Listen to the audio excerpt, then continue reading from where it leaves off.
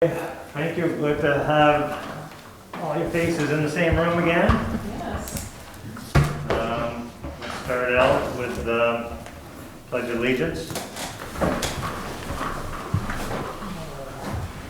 I pledge allegiance to the flag of the United States of America and to the republic for which it stands, one nation, under God, indivisible, with liberty and justice for all.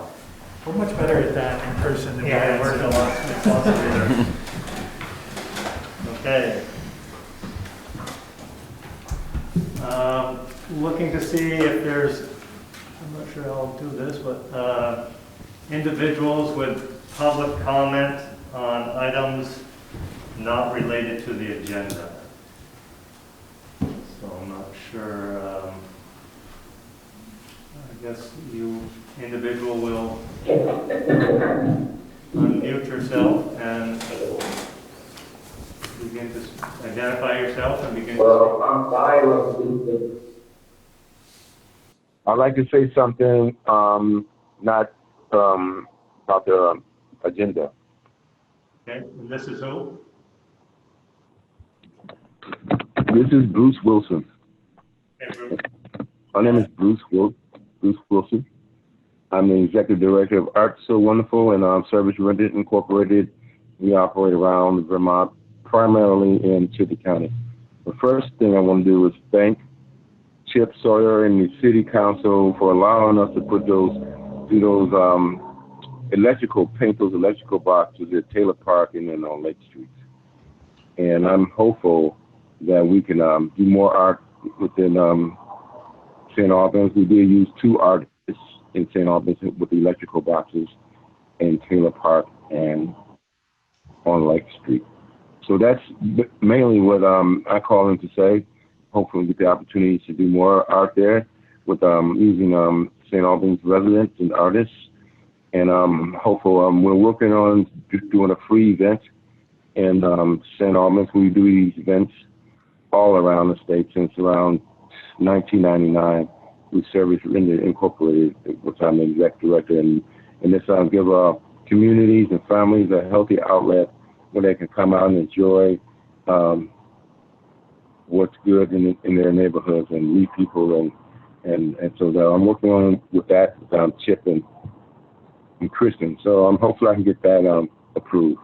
So that's all I have to say, and I just want to thank you again. Bruce, let me say, I think I speak for the entire council when we say thank you. The artwork that was done was beautiful, and I know we'll continue to look for locations that we can utilize your organization again moving forward. So thank you for thanking us, but we thank you. Mr. Mayor, can I just make a quick comment? Sure. There are two doors down at, oops.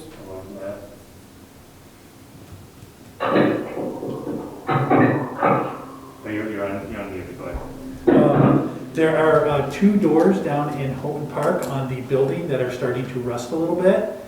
Maybe Mr. Wilson and his crew would like to come down and we could sand and paint those 2 doors. They seem to be experts at painting on metal, and those are great metal doors. So then maybe we could have them reach out to Chip or the Parks Commission or whoever he needs to.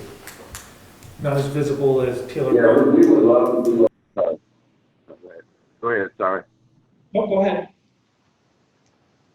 Oh, I was saying we'd love to do like any about our, based on how the world is today with the COVID-19 coronavirus. So many people drove by us and said, thank you for doing that, and it's so beautiful, and and this it's uplifting. It just take you away for a little bit for a moment about all the things that's happening. I wasn't out there one day, but one of my artists there came back and said something, gave him some water or whatever. That was cool. He liked that. He liked the electrical boxes in Taylor Park. And so even the mayor and people in the community, all around the state, it really helped them to feel better. And that's what our organization do. You can look us up, Art So Wonderful and Service Rendered Incorporated. You'll see we have over 50 awards for doing this work since 1999, and this is what we do. So we would love to paint those doors. I think Chip probably could send me that pictures of the doors, or locations, and we can come out there and check them out. Thank you, sir. Thank you, Bruce. So just connect with Chip and move that forward. Okay, are there any other individuals who'd like to make a comment on general items that are not on the agenda?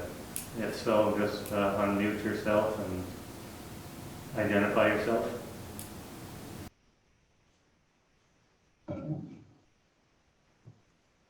Hi, this is Zach Scheffler, Lake Street here in St. Albans. Zach?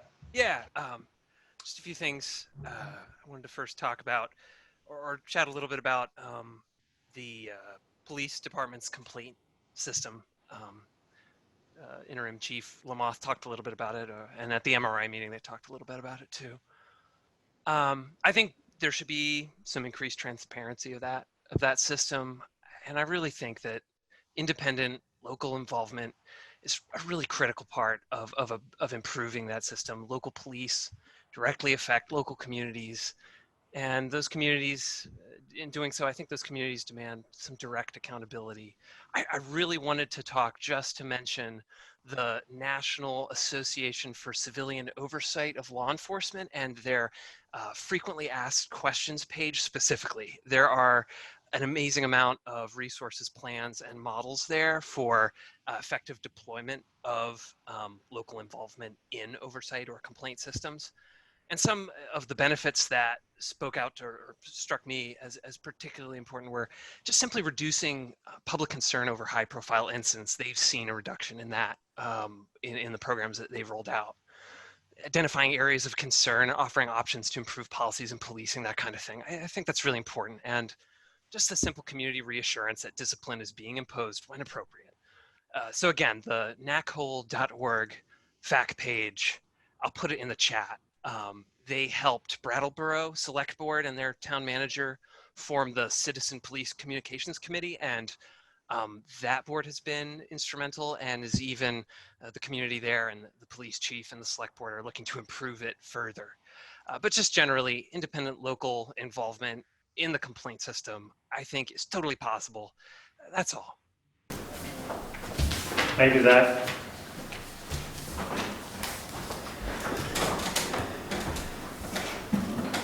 Is there anyone else who would like to make a comment on an item not on the agenda?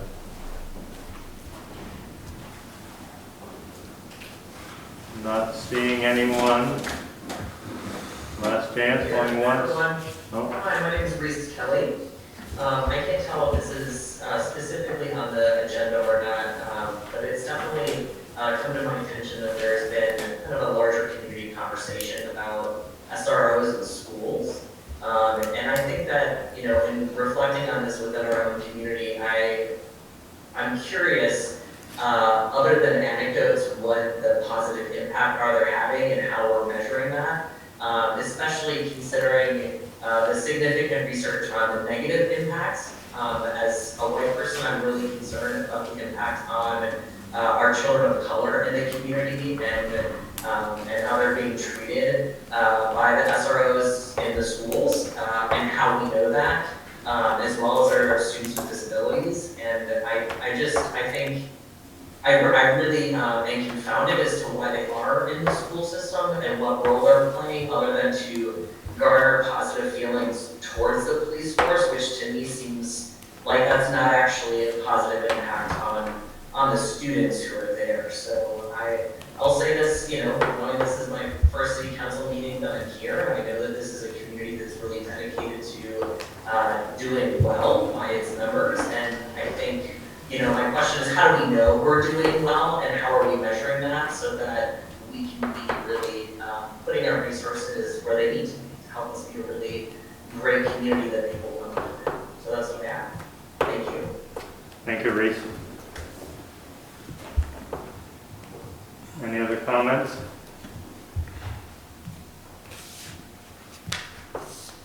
Seeing none, we're going to move on to the next item on the agenda, which is I'll entertain a motion to recess to go into liquor control board. So Second. Sorry, Tim, I had a little technical difficulty. I do have one more comment. Go ahead, Angie. Sorry, thanks. You win.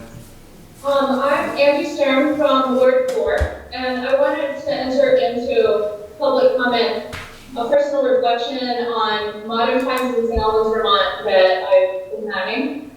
What I have to say does not pertain to our council's agenda, and I wouldn't think my topic ever has been on the agenda before because it's a completely invisible element of everyday life. My thoughts are on the institutional nature of racism in all of our lives. Institutional racism matters because it both reflects racial inequity and perpetuates racial inequity.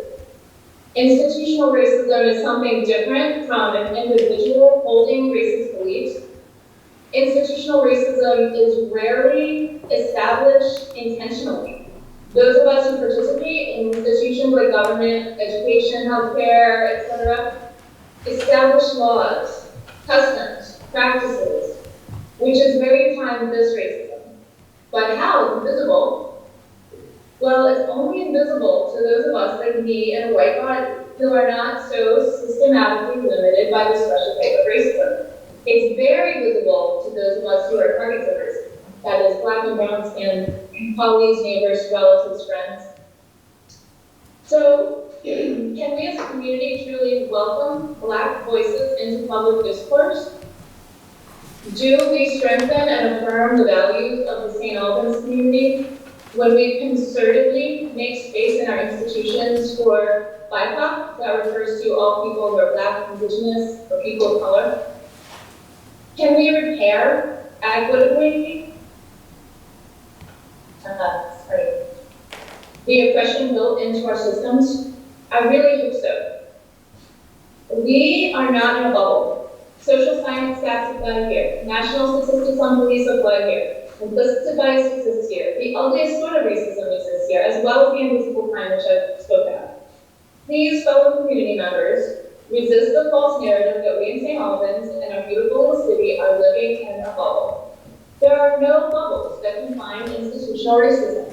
There are no bubbles already built for us today that ensure we will overcome racism and other legacies of slavery.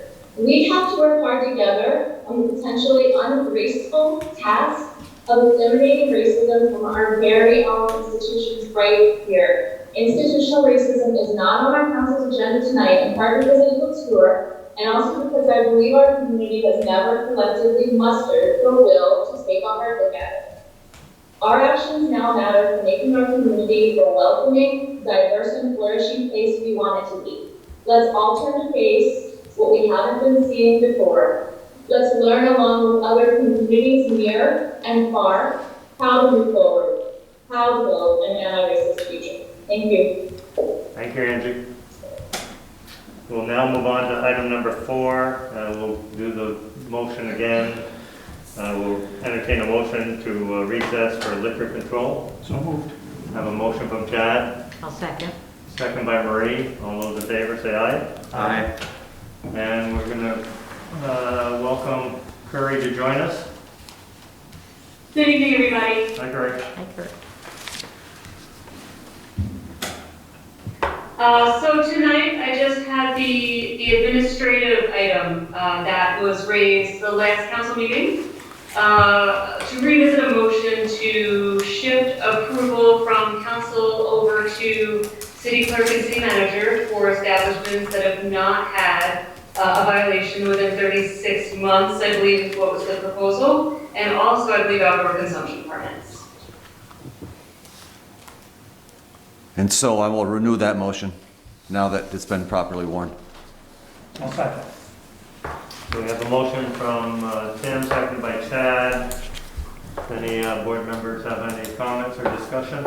And if the establishment changes ownership, that 3 years does not go with the establishment, right? It goes with the ownership? Yes, I believe that's how it would go. It would be, because that would just be a new license altogether, so I would start it all over again. Yep, absolutely. Perfect, thank you so much. Curry, do you have anything else to add to that? You're good? No, and part of my lack of video, I have wet hair and I'm preparing for the election, so I'm popping in for the control tonight. So we got a motion and a second? Motion and a second. No other comments? All those in favor say aye. Aye. Aye. Anyone opposed? So the motion passes, Curry. Curry, while we have you, well, we'll get out of, Hold on, motion to approve minutes. Do we need a motion to approve minutes last meeting? yes, we do. Okay, so moved. Second. Motion by Tim, seconded by Kate. Any changes, corrections, amendments? Hearing none, all those in favor of approving the minutes from the prior meeting, say aye. Aye. Any opposition? Minutes approved. I really want to give you a thumbs up, Mr. Mayor. Curry, you still on? Yes. There it is. I just want to let you know, we're in other business now, but just want to let you know that I received a call from J.W. Ryans. And they were not aware that the city was offering them the ability to have seating on the front of the building, like we do for Nellie's. And I sent them your way, okay? So just be prepared for that. Okay, sounds good. Okay. Thank you. Okay, we will reconvene. Motion to adjourn. Second. Motion second. All those in favor say aye. Aye. We're back in the council meeting. Curry, can you just give us an update? Are you set to go for tomorrow? What's your expectations? Oh yes, we are ready to go. As a lot of the members of the community know, this has been a very heavy election on mail-in votings and a very different election for clerks across the state, where it's normally a 2-month planning process. This has been 4 months in the working, so Sarah and I have been working diligently on making sure we have social distancing and sanitation and all kinds of health guidelines for our election, which will be held at City Hall tomorrow from 7 to 7. We received 642 absentee ballots and over 1,000 requests, so we anticipate some of those to be coming back tomorrow. If anybody would like to bring ballots back that they already have, feel free to drop them in the drop box, and we collect them all the way until 7 p.m. on election night. So yeah, we are looking forward to a good election tomorrow. What is your expectation in terms of getting the results out? So we have 2 sets of results. We have the election night reporting results, that is basically just the tabulator tape results, and then we have 48 hours to have the official return of results in. Mine should probably be in by the next day. So I have a list of media and other community sources that I send my election night results to, and I try to post them on Facebook. Okay. Curry, did we have any problem getting volunteers, or were you preset pretty quick? You know, I have to say there will be a lot of new faces tomorrow, and a lot of people jumped in. I of course did not want anybody there that was vulnerable, that just felt uncomfortable, and that's entirely okay. And I feel like a lot of people in the community came together and just really stepped up and worked the election. And poll workers in general are just absolutely needed across the country. So I'm excited for neighbors to kind of get to know each other and to learn about a little bit of their local democratic process. Thank you. Any other questions for Curry? Thank you, Curry, for your time. Appreciate it. Thanks, Tim. Thanks, everyone. Have a good evening. Good luck tomorrow. Thank you very much. We're going to move on to item number 5, which is consider the adoption of a police roadmap, and we'll turn that over to Dominic for discussion. Thank you. This is a continuation of the work we began at the last meeting. I think the sentiments expressed at the last meeting was that it was a good start, but needed to be broadened a little bit to reflect an emphasis on diversity, racial equity, and inclusion. To that end, we've prepared 3 additions to the document. The first is in the preamble. A new language reads, we also recognize the need for more training and education in all city departments and boards to better understand our implicit biases and the experience of non-majority communities. The police department leaders will join other department heads in this initiative. The second change is under bullet number 6, which is espousing the values that the city supports for its police transformation. Number 6 is that we will recruit and hire, select the best officers possible.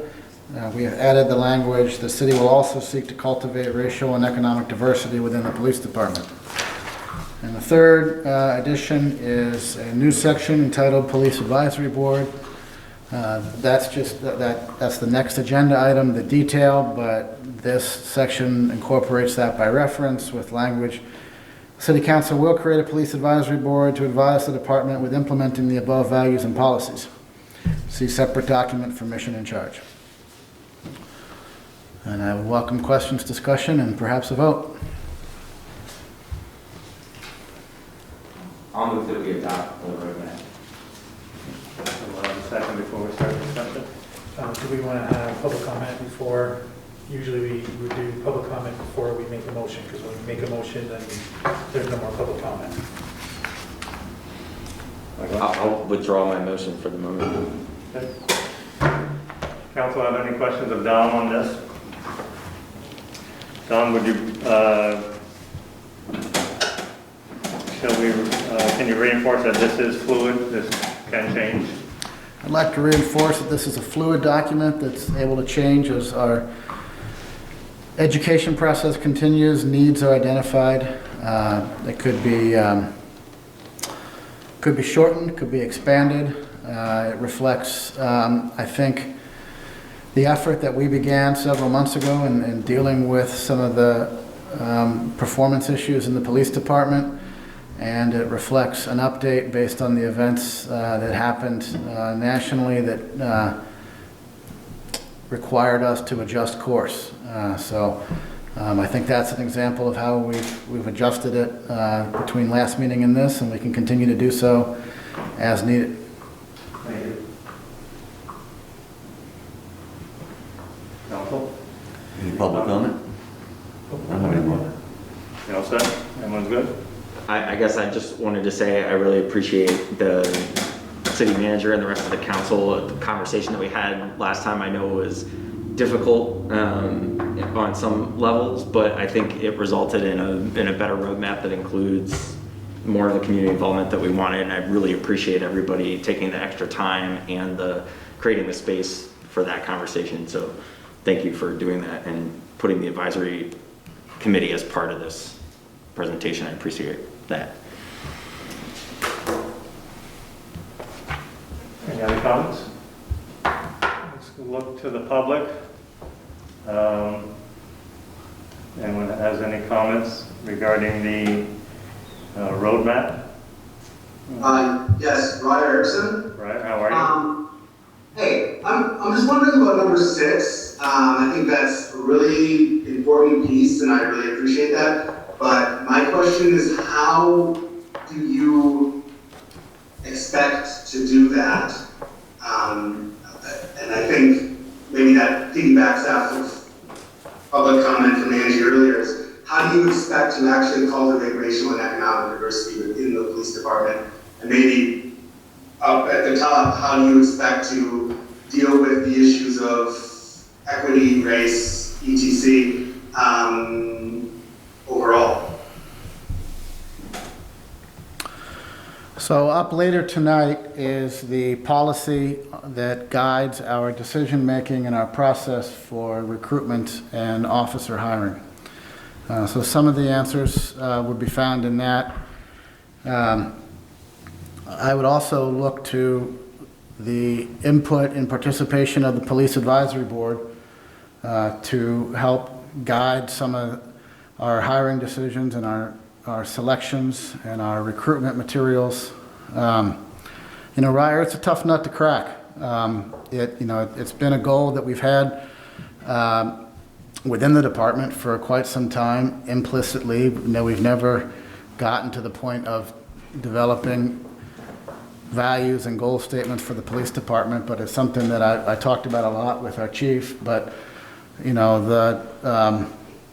many places, for instance, the statement, hire police officers that reflect your community, is considered going far enough. But that doesn't do it in St. Albans. We're a pretty white place, right? So if you want to have more racial diversity in your police department, you have to go out and proactively recruit a different type of officer, and some of that shows up in your recruitment materials.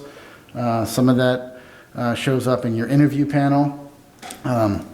But it's a place, I think, where we need to be humble enough to ask for help. It's one of the roles of the Police Advisory Board. And I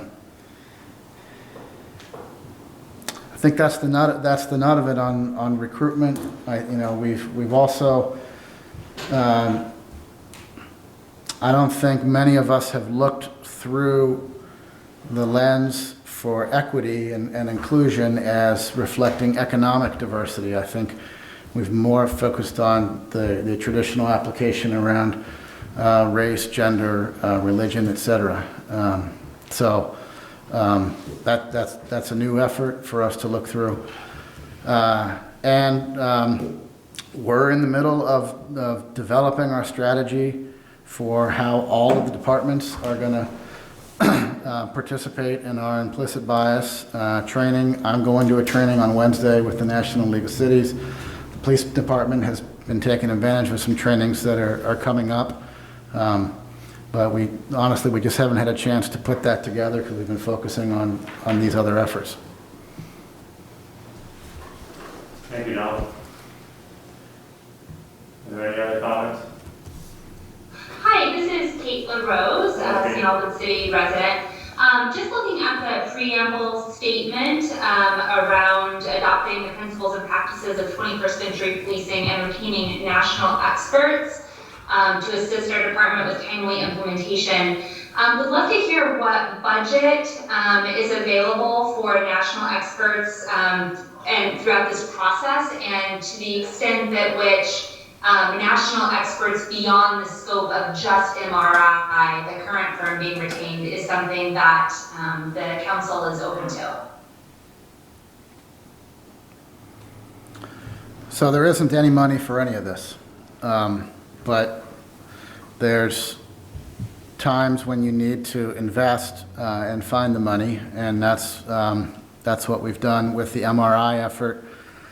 Kate, as we talked over the weekend, some of these efforts really go beyond the police department, and it's really more about a city effort, both within the city as an organization and perhaps, with the community as a whole about value shifting. And so I haven't had any of that conversation with the city council. They've committed the funds, for our existing consultants to deal with the most pressing issues within the police department. And it's possible that there could be additional appropriations for broader topics. Speaking from the staff perspective, I would say the time for that is the FY21 budget. And that we've really got our hands full with what's on our plate right now in FY20. 22 and 21. I just jump in, Don. Also, with any profession, there's a number of different consultants out there that, not whatever field they're in, you never know who they are. So if there are names that someone would like to share, feel free to do that. And we would entertain their services as the need arises. So.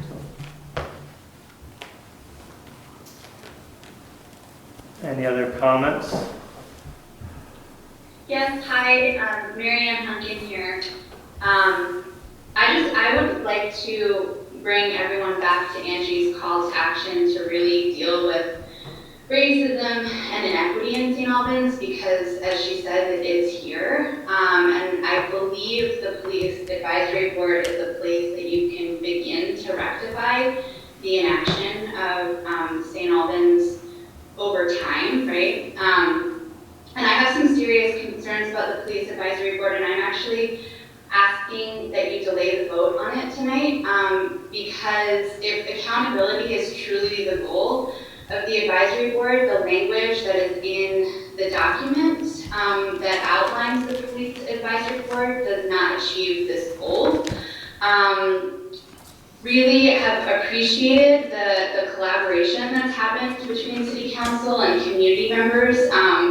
And, you know, like the folks, I speak for myself and also for the folks that are part of Neighbors for Safer St. Albans, we're really committed to reducing harm in our community and making this community safer for everyone. And the proposal as it stands, I don't feel like it does that.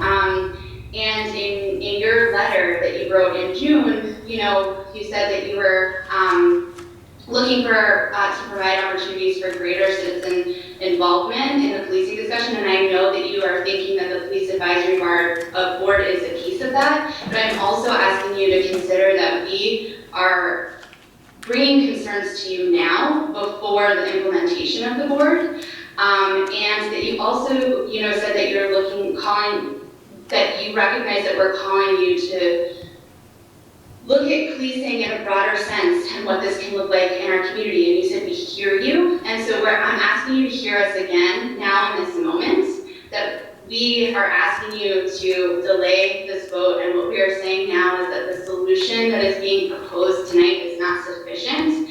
And that I know that you all have heard these, but just to say them out loud at this meeting, right, we're asking for 6 specific things. That you increase the members of the board to 7, that the chief does not sit on the board and is instead advised of the goings on at the meetings afterward. That there shall be no conflict of interest for any people that are on the board, no family members of law enforcement. And this is really important, that the majority of the seats are represented by marginalized communities, Black, Indigenous people of color, the LGBTQIA, persons with disabilities, and low-income persons. And that we would really like for there to be more specific language around anti-racism, anti-bias, anti-violence. Dom, I appreciate that you said something about that at the beginning, but we really need to lay that out and be specific about that. We are also asking that the members are not prohibited in discussing specific proposed policy issues, provided that they're not revealing personal information. So what is being proposed? We have questions and concerns. We really want to be able to work on something that really provides a reduction in harm in this community and accountability for our police. And really want to be working in collaboration on that, but what is being proposed tonight is not that. Mr. Mayor, just a point of order. I'm sure we'll do a deeper dive into the PAB in the next item, but right now is what's on the table is the roadmap. And the Police Advisory Board is one component of it. You're correct. So, Mary Ann, thanks for those comments. We'll, as Don had mentioned, we will, there'll be an opportunity to discuss that further. We'll take your comments. But for this one, we're discussing the roadmap, which does include the opportunity for an advisory board in general. Could I ask Dom just a framing question for this that I think will help the folks who are here about both these issues? So, Dominic, if we adopt this roadmap, we're laying out some values and principles and some specific things that we're doing. As you said, it's fluid, and if we adopt this roadmap, we can add to it, we can subtract from it, we can change it, but this is sort of setting our ship in a direction for now, right? I mean, there's nothing about adopting this roadmap that says we can't change it, but it puts us all on the same page. It says, yeah, the City Council is behind this effort in these specific areas, and when we get into the details of things like the makeup of the advisory board, there are going to be future conversations that will allow us to take some suggestions and comments, but getting things started tonight doesn't preclude us doing that, right? Yeah, that's absolutely correct. I think the mapping analogy is really appropriate, right? We're in Vermont and we're going to drive to California, and this is how I think we're going to get there. But if we hit major traffic when we get to Ohio, we might take a different direction. So you still have to steer and you still have to respond to changing conditions. This reflects, I think, the areas of consensus. It reflects the art of the possible. and it allows us to start the trip. Yeah, I'd like to echo that and say that I view the roadmap as a starting point, and each one of the items on it will take a lot of work and discussion. These are improvements we would make over a long period of time. This is not something that we can fix tonight or in 2 meetings. And so I want us to commit to taking the long look, taking the right amount of time, investing both money and time, and really get it right, and not rush into, feeling like this is not all the end all be all by any means. This is a starting point. Correct. Any comments from the council? I move that we adopt the roadmap. Second. We have a motion from Mike, seconded by Chad to adopt the roadmap. Are there any other comments from the council?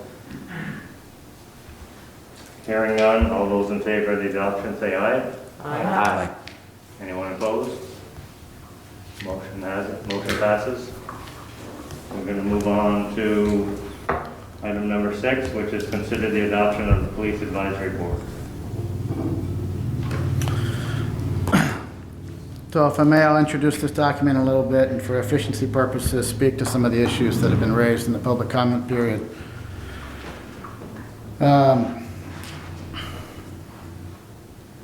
This document creates a police advisory board with the following mission: to offer advice to the St. Albans Police Department for the successful implementation of 21st century policing strategies, and assist the police department in following the established roadmap as amended by the City Council. That advice is primarily given to the police department through the Chief of Police. And this is a fairly narrow charge. It is the Police Advisory Board. This isn't the Community Transformation Council. It's not the Council on Racial Equity, Inclusion, and Diversity. That's another board. This is focusing narrowly on the police department and helping the police department appreciate the perspectives of others, of marginalized communities, and inherently in it, it involves some trust building through experience sharing. It involves some vulnerability on the part of the police department. And by its very nature, it reflects diverse voices learning from each other by listening and establishing consensus on the way to move forward. That's the vision behind this group. People who are interested in it should have a genuine interest in policing. But people who are interested in so-called old school policing, the warrior mentality, this isn't a good fit. But if you're interested in figuring out how our police department helps transform, this is a good fit for you. The board may accomplish this mission through the following activities: providing advice, insight, and recommendations to the chief for strengthening the department's relationship with the community, with special emphasis on marginalized and minority communities. That's a tough nut to crack. Police departments need help with that, as I referenced in the recruitment conversation earlier. And we're asking for help from people who are qualified to give it to us because they've had that experience, the so-called lived experience of a person in a different situation. The second bullet is to review existing and proposed policies and procedures, contributing to the adoption of best practices that focus on fair and impartial policing for all residents and visitors, particularly as those policies impact marginalized and minority communities. To review and discuss publicly available statistical reports and data which may serve as indicators of progress towards implementing the mission of the advisory board. And one of the things that you're going to see coming up in future meetings is a policy on investigations and complaints. And in that policy, we'll talk about sort of low-level complaints that don't need a full-blown external investigation, and significant complaints, those that involve excessive force or other more serious matters. And in that policy, it talks about who conducts the investigation, and it talks about the importance of transparency and disclosure for inspiring confidence of the community. And all of those are the type of reports that we're talking about. So if there's an allegation of excessive force, there'll be a process for investigating it, and those will be regularly reported. And this committee could say, look, there have been X number of excessive force complaints over 12 months. I think that's a problem. Can we look into it? They're in a position to sound the alarm. What they don't do is said Officer Johnson, we don't have an Officer Johnson, was investigated, and this was the determination, and we disagree with that. That's what the city council and the city manager and the chief of police do, all with very clear respective roles. The next document is to assist the department regarding officer recruitment, training, and retention, particularly as we transition to a guardian-based culture while seeking to diversify the department, and to serve as a sounding board for new ideas and initiatives that will enhance community engagement. I don't need to read the rest of it. Many of you have it before you. In the current draft, talked about 5 members at the staff level. We don't have any chafe increasing it to 7. I don't see how you have a board whose mission is to offer advice to the department without the chief of police participating in those conversations. Chief of police shouldn't be on the board any more than the city manager should be on the city council. But the city council directs the manager, and this board is designed to offer advice to the chief. I don't see how you can have a conversation about policing in St. Albans independent of the chief. Most of the time. It's not to say the board couldn't have a special session or a private conversation.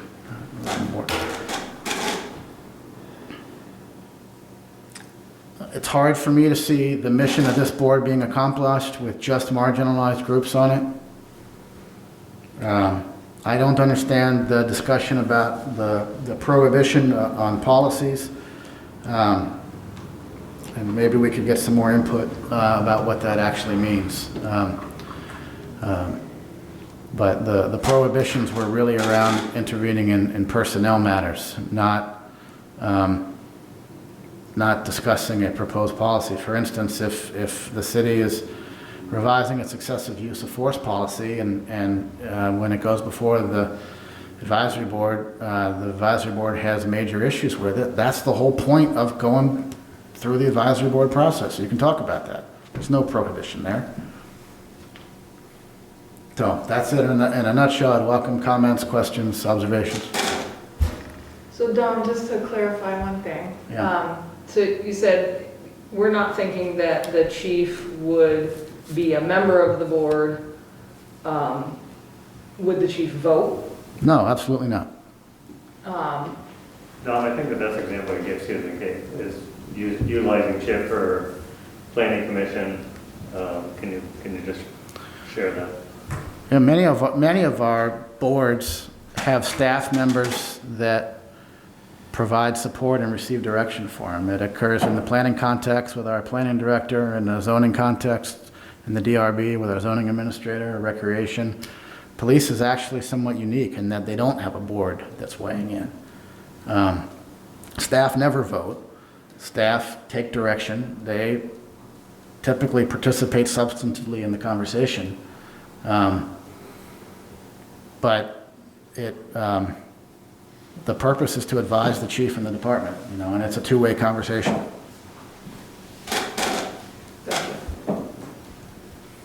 So I just have a few just quick comments and a couple questions. I personally would like to see the board increase to 7 members. Maybe that's 2 members at a 1-year term. That way we have 1, 2, and 3-year terms. It's just a suggestion.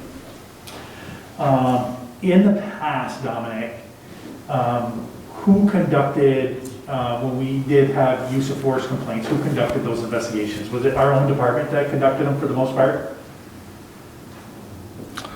There've been 2 kinds. So most departments of our size until very recently, I just was talking about this in the League of Cities and Towns boards this afternoon. Most departments of our size have conducted their own internal investigations. There haven't been a lot of them. And that's where they don't involve criminal or possible criminal matters. That practice, I think, is changing a lot, very rapidly, and so that's coming up, and that document's not finalized, but generally speaking, it goes to the weight of it, who investigates it, and you'll see in the policy how it divides it. Generally, in the past, if there's the possibility of a crime being committed, that has been investigated referred to the state police and investigated through the state police and ultimately sometimes with the attorney general, depending on the weight of it. I acknowledge and take the point that folks feel that if we investigate ourselves, it doesn't inspire confidence and doesn't have the weight of an independent evaluation. Agreed. But none of that's before us right now, right? That's next meeting. Yeah, okay. I just wanted to clear it up when we say that that's changing. That's not the way it's been done in the past, so it's kind of changing a little bit. Correct. And this meeting is going to be very similar to other boards, and the members will elect a chair. The chair will do the agenda and run the meeting. Is that correct? The chair will certainly run the meeting. Sometimes the council in its interview process decides that they want to appoint the first chair so that they get off to a good start. That's what we did with, I think, the Parks Commission when we created that. But that's for the council to decide. We haven't made a decision about that one way or the other in this document. The chair, I think maybe what you're getting at is to what extent is the chair empowered to be independent of the police chief? Absolutely, just as independent as the mayor is from the city manager, right? It's the mayor who determines the agenda, but it works best when there's some collaboration and iteration between the two, and the chief is able to say, hey, we're really struggling with this. We want to get some input on it. This is a new initiative. I want to brief you on it. Where I'd like to get to, honestly, is a place where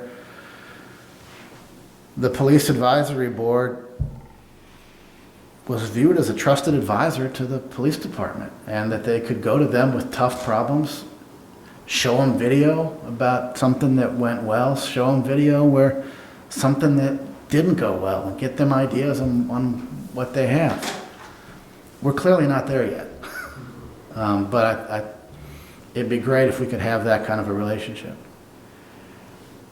Good segue into my last question, and this might be more for Chief Lamont and what, it's outside of the current kind of police culture and the way that police think, but would you be acceptable, or would you find it okay to go to this meeting in civilian clothing and unarmed if it's an evening, or do you think you need to wear your uniform and have your sidearm?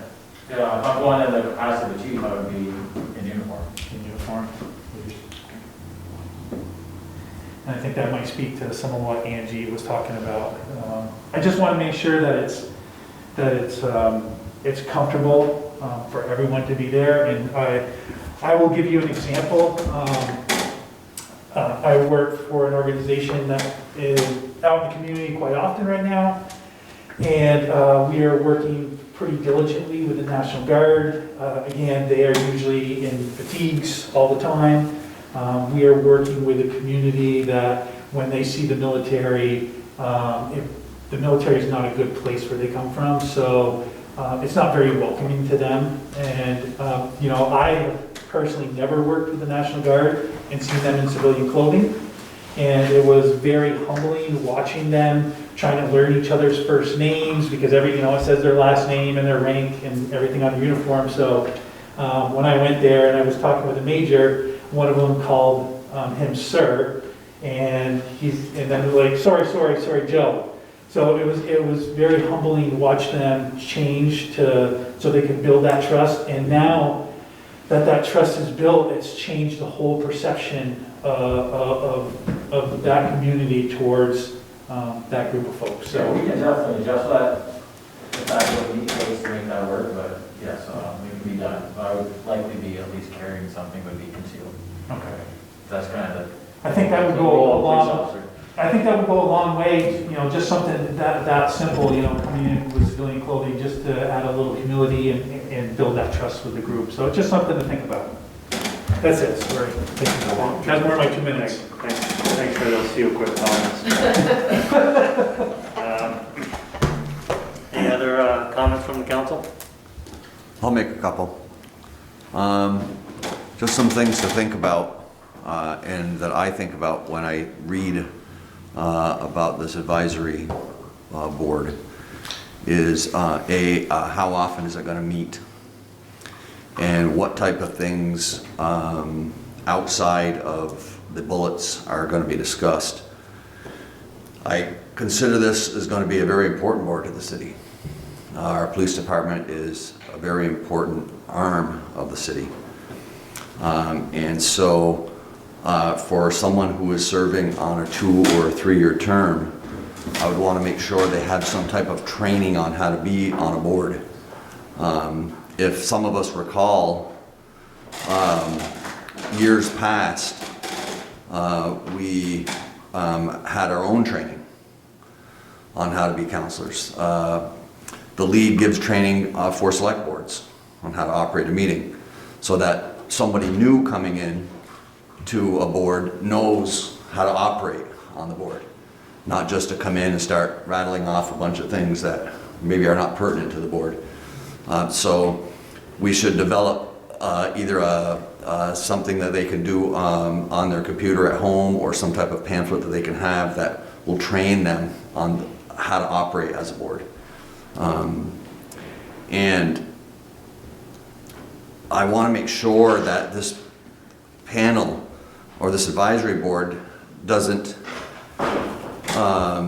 get together so often that they start looking into the minutia of the operations of a police department rather than the bullet items that we have presented before us.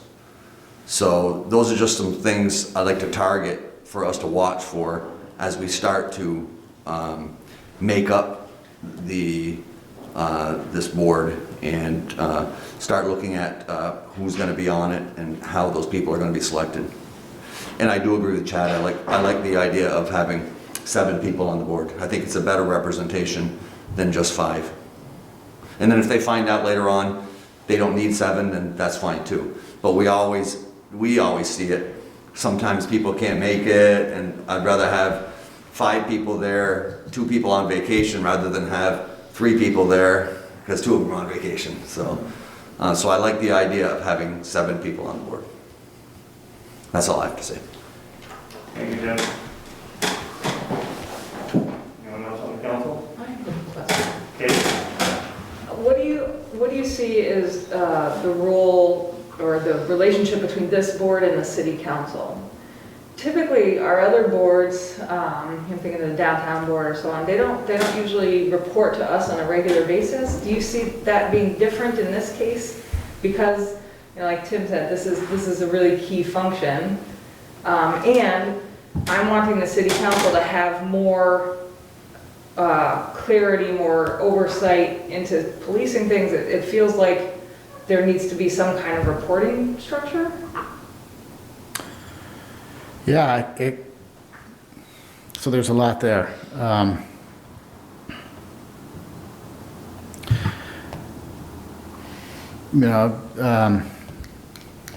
one of the issues that all of our boards have is how do they move their agenda through the city? The Rec Commission has had some concerns around that recently. And any board has an obligation to champion their interests and to lobby for them to staff and to this board. I'm going to interrupt you 1 second. Yeah. People online are not hearing us as clearly as we might think they are, so can we all speak up through our mask and make it a little more clear? So. Sure. So Kate's question was the relationship between the city council and this board. And I was saying that it can be as much or as little as the two groups desire. I think that's something we could do a better job of as an organization, and providing opportunities and clarity about how a board advances their interests through the city government. I know the Rec Commission has been very frustrated that their ideas haven't made it into implementation at the city council level. And so we haven't created an opportunity, for instance, for them to come in regularly and report.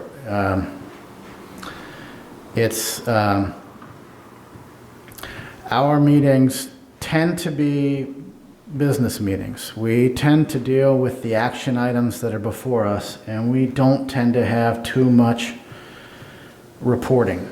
That tends to occur at the staff level, and I'm hearing some sentiments from the council that you'd like more reporting. So you could build some of that in structurally, but the onus for that is really on the board.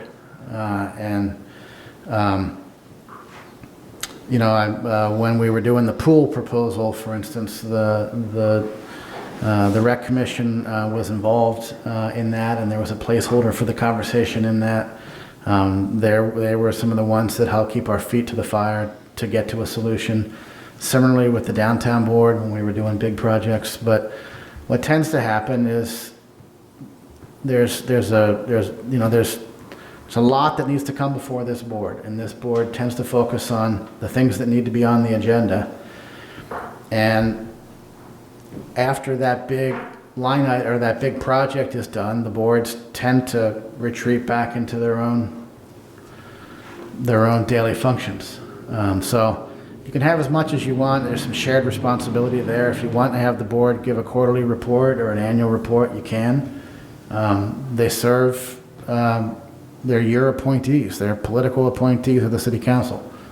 So it's their job to take that and then advocate back to the council, and it's your job to bring them in as much or as little as you want. Can we add that as an agenda item for next month? I'm sorry, what? Can we add that as an agenda item, talking more about how many boards report to us? Because I would like to see them at least have an option quarterly, and we just stagger them,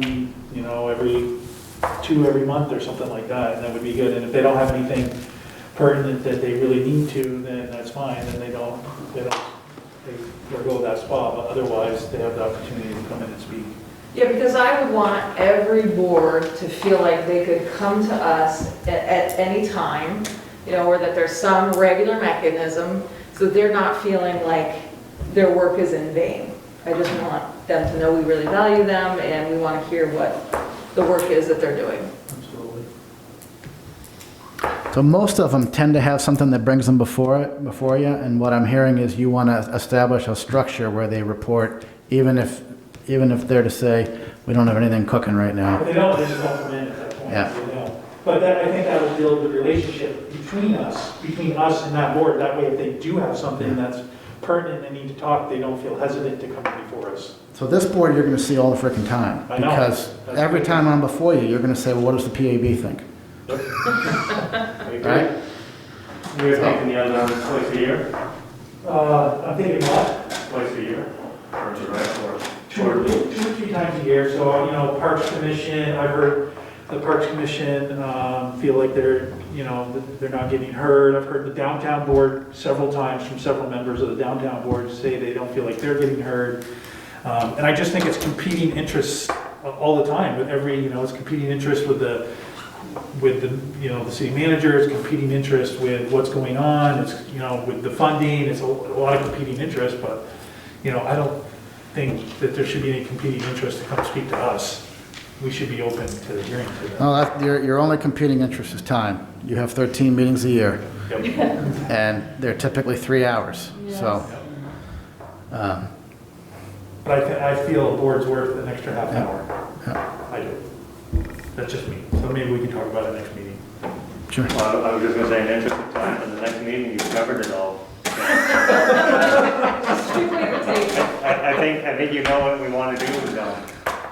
I'm giving the public a heads up that we'll be doing some public comment on this. We've got off topic a little bit, but we're back on the public advisory board. We heard from Mary Ann. What's that? We heard from Mary Yeah, we Ann. heard from Mary Ann on this. We want to try to limit comments to 2 minutes. So is Reese, I think it looked like we skipped over you last time. Do you want to jump in first? Yeah, well, do I get an extra 2 minutes since I missed it? No, I'm serious. That's a question. Well, you want 2 minutes to talk about this, or you missed your opportunity on the roadmap, right? I did not hear you close it down, so I did not have an opportunity to comment earlier. So I just wanted to clarify if I was able to get that 2 minutes back to clarify on the earlier point as well as this one. I thought I'd give you a minute. And then 2 on the other one. Okay. Well, I think it would be helpful for people on this group to actually know what the structure is at the beginning of the meeting and to clarify the amount of minutes and how we're going to do it. There's also really poor audio for most of the people in the community who can hear it. I didn't hear anything the officer said. Someone had shared with me that he said that he had preferred to carry a gun into that meeting, which I will just name as a community member. I think that's totally inappropriate that a police officer who's being welcomed into a meeting that's about community advocacy and advisory of the police department, that he would think that that was appropriate to do so, not on the clock, I'm assuming, during that time. So that's what I'm going to add to that previous minute. For this one, I feel like there's a grave missed opportunity that is being lost on this group right here, that you have a group of individuals who are deeply committed to making this a community that people want to live in, that they want to bring commerce to, that they want to pay taxes in, and the things that we're asking for are actually outright being ignored and replaced with the idea of having a board that feels like there's no teeth in it, and what we're being told is it'll happen down the road. I think that at least saying that California is a destination is a lot better than what we're seeing within this description of the police advisory board. I don't know why there's a question about representation on there when we can look at local data, we can look at regional data and national data and understand that there are individuals that are disproportionately impacted by the work of a specific organization. If we want to make a change so that they are equitably impacted in a positive way, which I know you want and I want, then they need to be on that board. I do not think that we would have a problem recruiting them. I also think that if we are looking back to the earlier point, I'll go and borrow some minutes there, is if we're looking at recruiting people of color to this region, one of the ways that we could start, because the culture of community has already been mentioned, is by small decisions, like listening to people who are here and know people who want to move here, and actually taking what we say into consideration rather than saying we'll get to that later. I truly believe that there are people who want to live here and be here. And when you say, yeah, we hear what you're saying, but we're going to do that later, we're not going to do it, you're actually shutting the doors within your recruitment cycle. So I will give this as a pro bono future advisory board member, is listen to the people who are here on this call, because we are actually providing you with information for the recruitment of potential police officers down the road, because we are your community. This is the pool of people that you would be drawing from or finding friends of or family members of or community members of, not the people who are not doing this. We have enough people in this community who are not doing that for you. And if you want to make some progress and evolve in that, you really need to start listening and hear what we're saying and actually put that into action. So thank you very much for my time. Reese. Anyone else? Yeah, Ryer Erickson. I think I just want to address one thing specifically. So I am a Black human being. I live in St. Albans. I moved here from Bristol, Vermont, and I lived in Middlebury before that. When I bought my house here, everyone told me it's going to be scary. It's very racist in St. Albans. The police are very violent. It's going to be horrible. And I said, no, I've experienced racism everywhere. In 6 months of living here, I have been called the N-word 3 times in public while walking through Taylor Park. So there's a history of racism here that does exist, and everyone knows what it is. And St. Albans could be booming right now, but because of people unwilling to listen to those things, it's not. The reason I don't want a chief of police on this board is because if I wanted to serve on the board, I would not feel comfortable sitting there. The other day, I have a policeman in my backyard because my neighbors get the police called on them once a week. The policeman in the backyard stayed in my backyard for 3 minutes. He never came to the door. He just walked around my backyard. St. Albans City police officer. I finally had to go out because my daughter was yelling that there was a policeman in the backyard. I finally went out. He asked me all these questions about the yelling. I directed him next door. I told him over and over again next door as I was having a panic attack because I've had bad experiences with police because I'm a Black American, and that's the reality of it. And instead of him going next door, he continued to ask me questions and then finally went next door, talked to them for 30 seconds, and then left. He questioned me more than he questioned the person who was actually committing the crime where the police was called on. I don't want police interacting with me. I just don't. It's not the job of an advisory board to sit and listen to what the chief of police has to say. If you want to set this up as giving advice to the police, great. But having the chief of police sit there in a uniform with a gun on his hip is not going to encourage honest, real debate on what needs to change. No one is asking, you're not giving anyone a real vote. No one is changing anything. You're simply asking for a group of people to sit and have a discussion about what can change. This doesn't need to be this big of a deal. This isn't like a citizens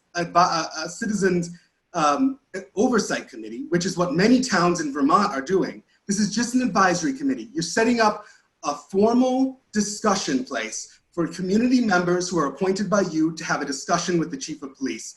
I don't appreciate the insinuation by Councilman Hawkins that somehow the people won't be ready or able to engage in that. That was insulting and beyond debasing.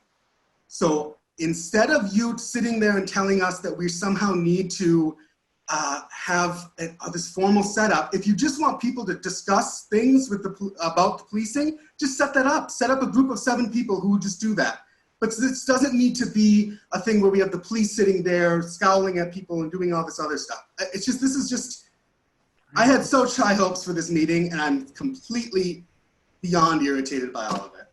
Thank you. Mr. Mayor, can I ask Ryer a question? Hey, Ryer, this is Dominic. Can you hear me? Yeah. What if you had a committee that wasn't involved with the police department? What if you had an appointed committee of 7 people representative of the perspective of St. Albans for neighborhoods, and you had a charge and you were allowed to meet and give the city council the input you think they need to hear, but you weren't charged with providing advice to the police department. You were just empowered to create something. Would that be preferable to this? I mean, I think that's, for me personally, I would be much more willing to sit on a board like that than a board that is being discussed today. I don't want to shoot down this board. I'm not saying this board is a bad idea. I think there's a place for it. But me personally, I would never serve on this board as it sits today. That's all.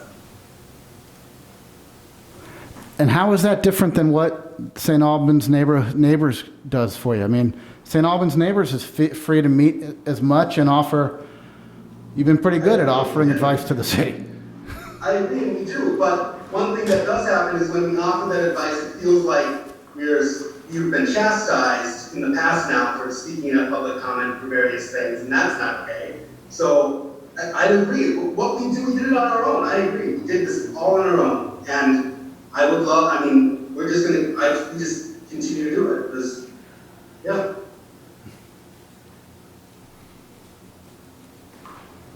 Good. Other comments?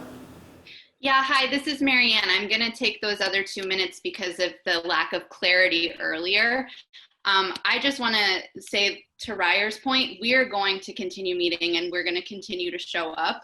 But the thing about what you're asking, the question that you just asked, Dom, is that we would like to be able to have actual accountability of police in this city. And what we're saying is that the board that you are, as it's being presented right now, does not actually do that. And what you're proposing sounds like it doesn't have accountability either. So I would argue that personally, we need to have some sort of advisory board for our police because we need to be holding our police accountable. You said earlier, we've had multiple uses of force and violence within the police department, and whatever is going on right now is not working.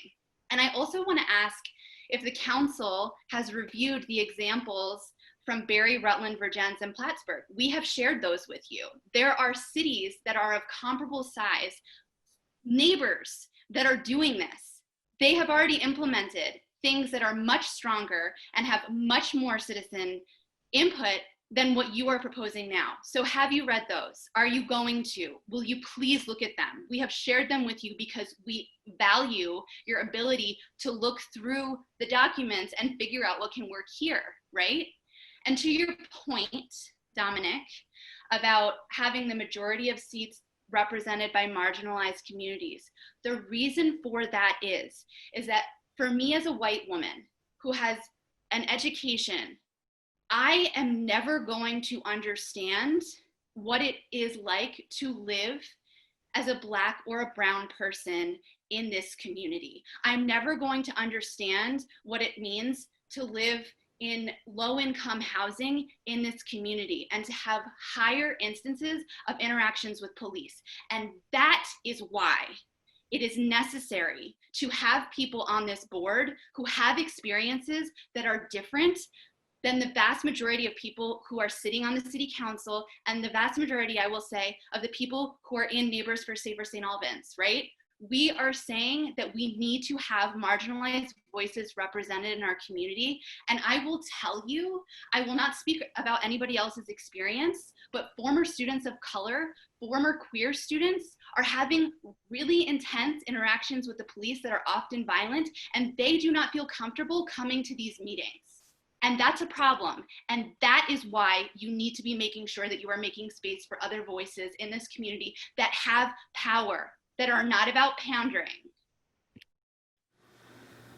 Thank you, Erin. Anyone else? Hi, this is Kate LaRose. I agree with what's been said about wanting to see a civilian oversight function and not a chief's advisory board. We've shared this in the past. But that said, focusing on the draft proposal that's before you today, one of the intents of the board will be to, it states, provide advice, oversight, and recommendations to the chief for strengthening the department's relationship with the St. Albans community with special emphasis on marginalized and minority communities. Given this, it only makes sense that the majority of the members, so preferably 51% or more of 7 seats, represent marginalized communities or those that are known to receive disproportionate contact or harm from law enforcement, including BIPOC, individuals with disabilities, survivors of domestic violence, LGBTQIA folks, people in recovery, and more. And at first glance, this might seem to be a barrier for recruitment or retention. Those are some of the concerns I've heard. But statewide councils are routinely doing this. This includes gubernatorial appointments that ensure that the majority of board members are people with lived experience. Advice, insight, and recommendation from outside of the community is already being provided directly to the council and police department through contracts that are being paid, right? Like through MRI and other sources. And I'm asking that this board, especially as it is a community volunteer board, that it explicitly, or at the very least, a vast majority of the members focus on community voices and really making sure that it is those with lived experiences or representatives thereof. So for example, for survivors of domestic violence, if you're not able to recruit somebody who's a survivor directly, maybe an agency like Voices would be a representative thereof. And then just in addition to the words of Mr. Hawkins, and thank you, Briar, for mentioning your comments about providing additional training on how boards work to this board in particular, I should hope that this training is something that is provided to all members of all boards. Thank you. Thank you, Kate. Any further comments? Zach here. Hey, Zach. Hi, just wanted to tie back with a comment about the police roadmap really quick.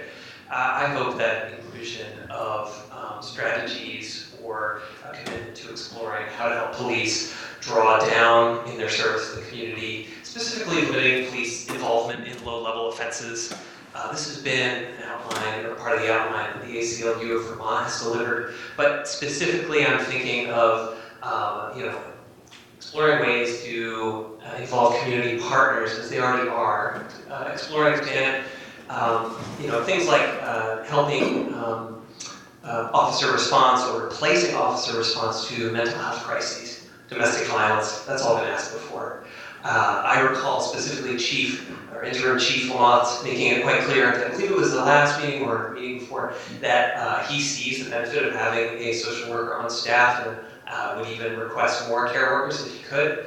I think it's good to listen to that and to follow up on that, and I hope the roadmap would include that. And then just with the advisory board, I'm hearing so many thoughts that I agree with from members of the public here, and I really don't want to do anything more except tie some of these things together. Representation on this board is like wicked important, and I think making that crystal clear about the selection process, who's going to be approached, what kind of members are being looked for, and what training they'll receive, is standard, super important, and I think could be made a little bit more clear in the language. The conflict of interest of members serving on the board, current or former members of law enforcement, and relatives of those folks, I think present conflicts of interest, and that should be avoided, potentially, actually specifically disqualifying. And the last thing is just the open discussion of the meeting proceedings. I was glad there was some talk about that. I just think that needs to be as open as possible, as long as it doesn't disclose people's personal information, things like that, pretty standard. So just tying all those things together, those 6 things, I think there is room to work and improve the language that's used in this plan, and I think that's critical. I will confess that I feel some amounts of frustration, and that I think listening to that frustration among members of the public is critical and will only result in a better police advisory board, something that can move forward, get to a place that benefits the community. I really think that moving that way is critical. Thank you, Zach.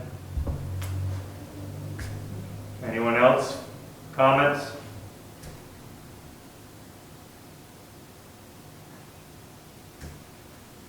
Okay, moving on. What is the council's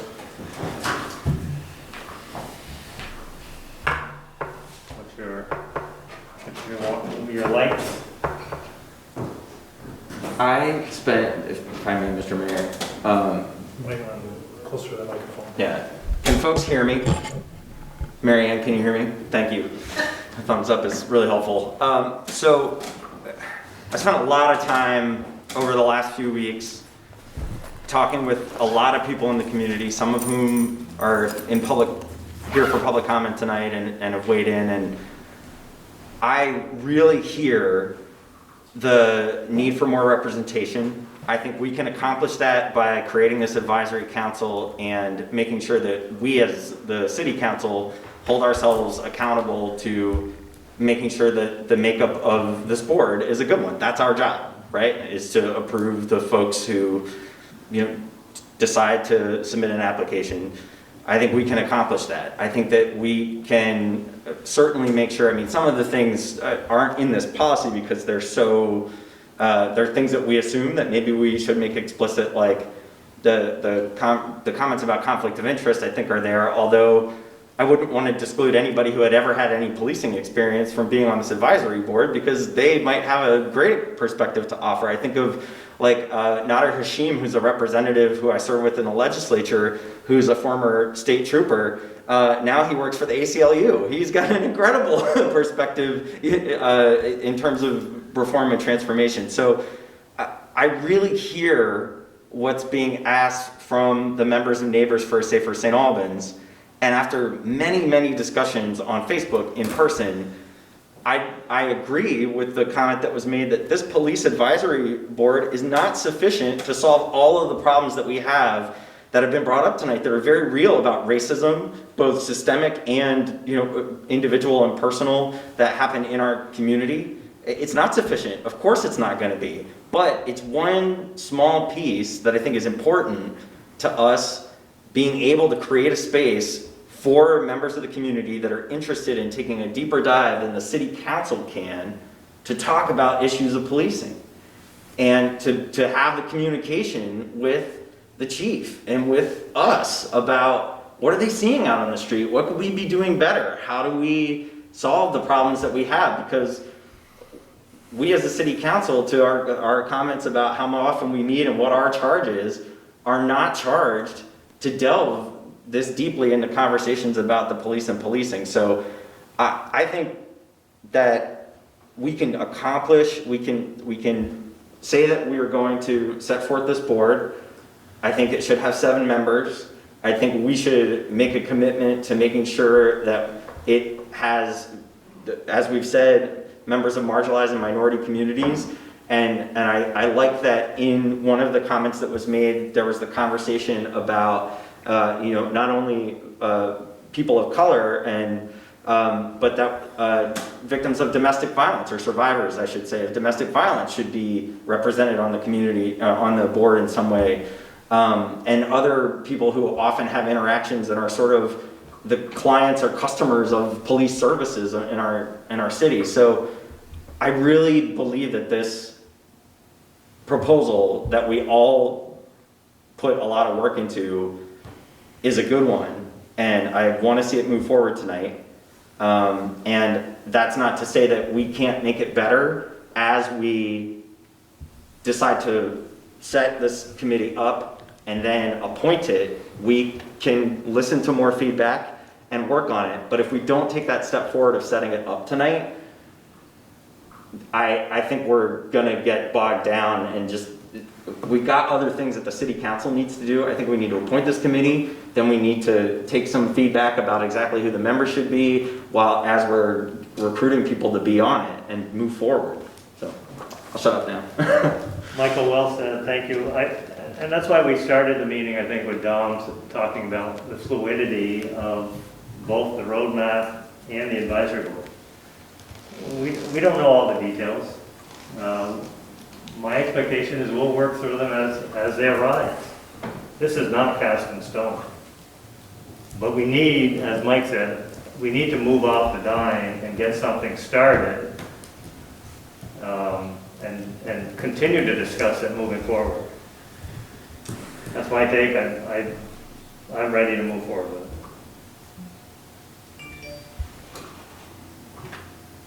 Anyone else on the council?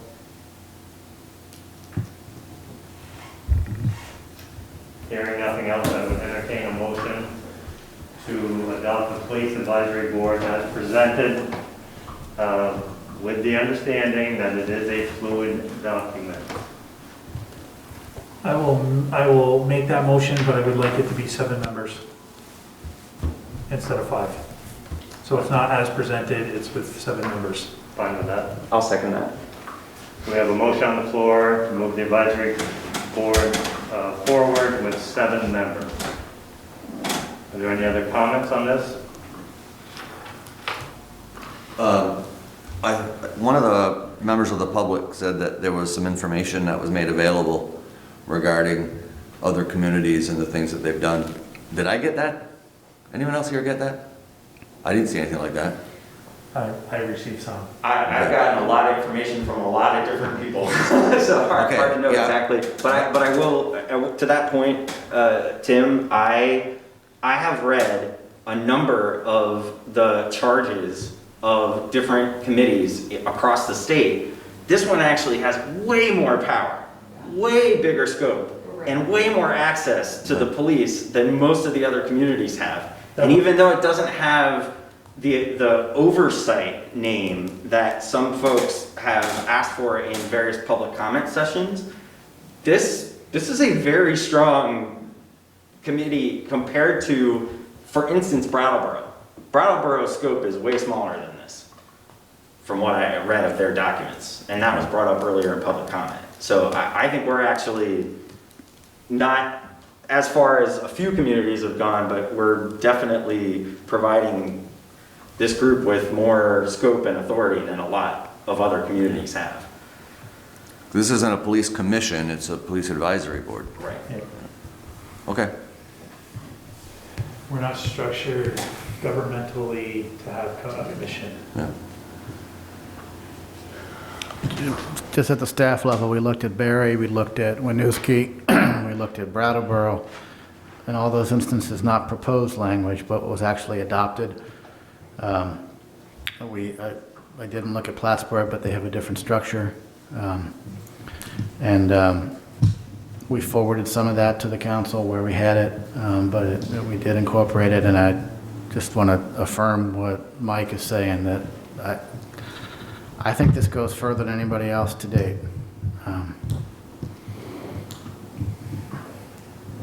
right, so we're going to move to a vote. We have a motion on the floor to approve the advisory board, police advisory board with 7 members. All those in favor say aye. Aye. Any opposition? Hearing none, the motion passes. Mr. Mayor, I just have to step out for a few minutes. I'll be right back. So we're going to move on to item number 7, police report from Chief Lamont. So Lamont, if you want to step up. Hello, everybody. Thank you for joining us. Thank you. I know we're on late, so I will talk fast. No, take your time. I talk fast anyway, so you'll be good.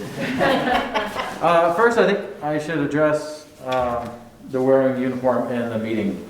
I guess I was a little quick to answer that question. So, as most of you know, I just retired from the agency over 20 years where uniform was everything, and I do believe uniform is very important for professionalism, as I've worn a uniform every day since I've been here. That being said, I'm highly adaptable, and I pride myself in getting along with everybody. So, to your point, and to their point, I can absolutely adapt to whatever the police advisory board would prefer. I'm very big on uniform because that's what my job is. But again, if that's what it takes to mend fences and make people open up and get along, I'm all for that. I'm not so rigid I can't do that. Because again, I pride myself in getting along with everybody. But I've also spent the last 20 years wearing a very crisp and clean uniform. So that was my quick answer. Appreciate that. Thank you. Sometimes it's nice to have civilian clothing on it. No, I get More that. comfortable. Yeah, I'm just not used to that, that's all. But I can certainly adapt. Thank you. Okay, so to the meeting. Recent activity. So this has been a whirlwind of a month for me and for the PD. And I remind you, it's been just over a month. So much of my time is spent on policy making and reestablishing some of the communications within the community groups and support entities which we have here in Franklin County. As most of you know, there's a lot of support entities here in the county that we can rely on. My meetings have been spent with entities such as Newsy, which is a Northwest Unit for Special Investigations, NCSS, which is one of our biggest supporters and biggest allies here in the county, and Restorative Justice, just to name a few. Restorative Justice, I had a long conversation with Executive Director Nina Curtis about their teamwork and collaboration and what we can do together. A couple things are coming up. The Opioid Grant is up to be redone. We're going to get involved in that because we have an opioid problem throughout the country, throughout New England, throughout Vermont, and here in Franklin County. Hasn't gone away and it's not going away anytime soon. With that being said, we'll work together. We're going to start reestablishing our ComStat meetings, which gives everybody a chance to get together and see what's going on in the county with some statistical data. And again, it gives us a chance to get together and kind of collaborate our efforts. She has offered, which is great, she's paying for monthly training for her people at Restorative Justice, and she had offered to extend that to our people as well.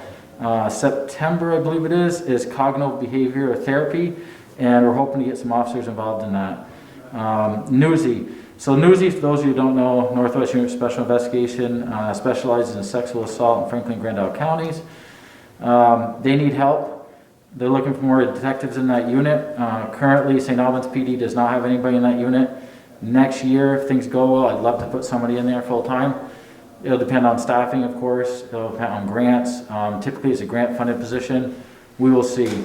Currently, a majority of the calls for all sex assaults come out of St. Albans City. We don't have a detective in that unit. So right now, it's being worked by 2 detectives out of Vermont State Police and 1 out of Frank County Sheriff's Department. But I spent a lot of time talking to Newsy, trying to see what we could do to offer them some support because they're very busy. NCSS, our biggest ally, I believe, in this county. NCSS has 600 employees. There's a reason why there's 600 employees. They're very busy. They serve Franklin and Grand Isle County respectively.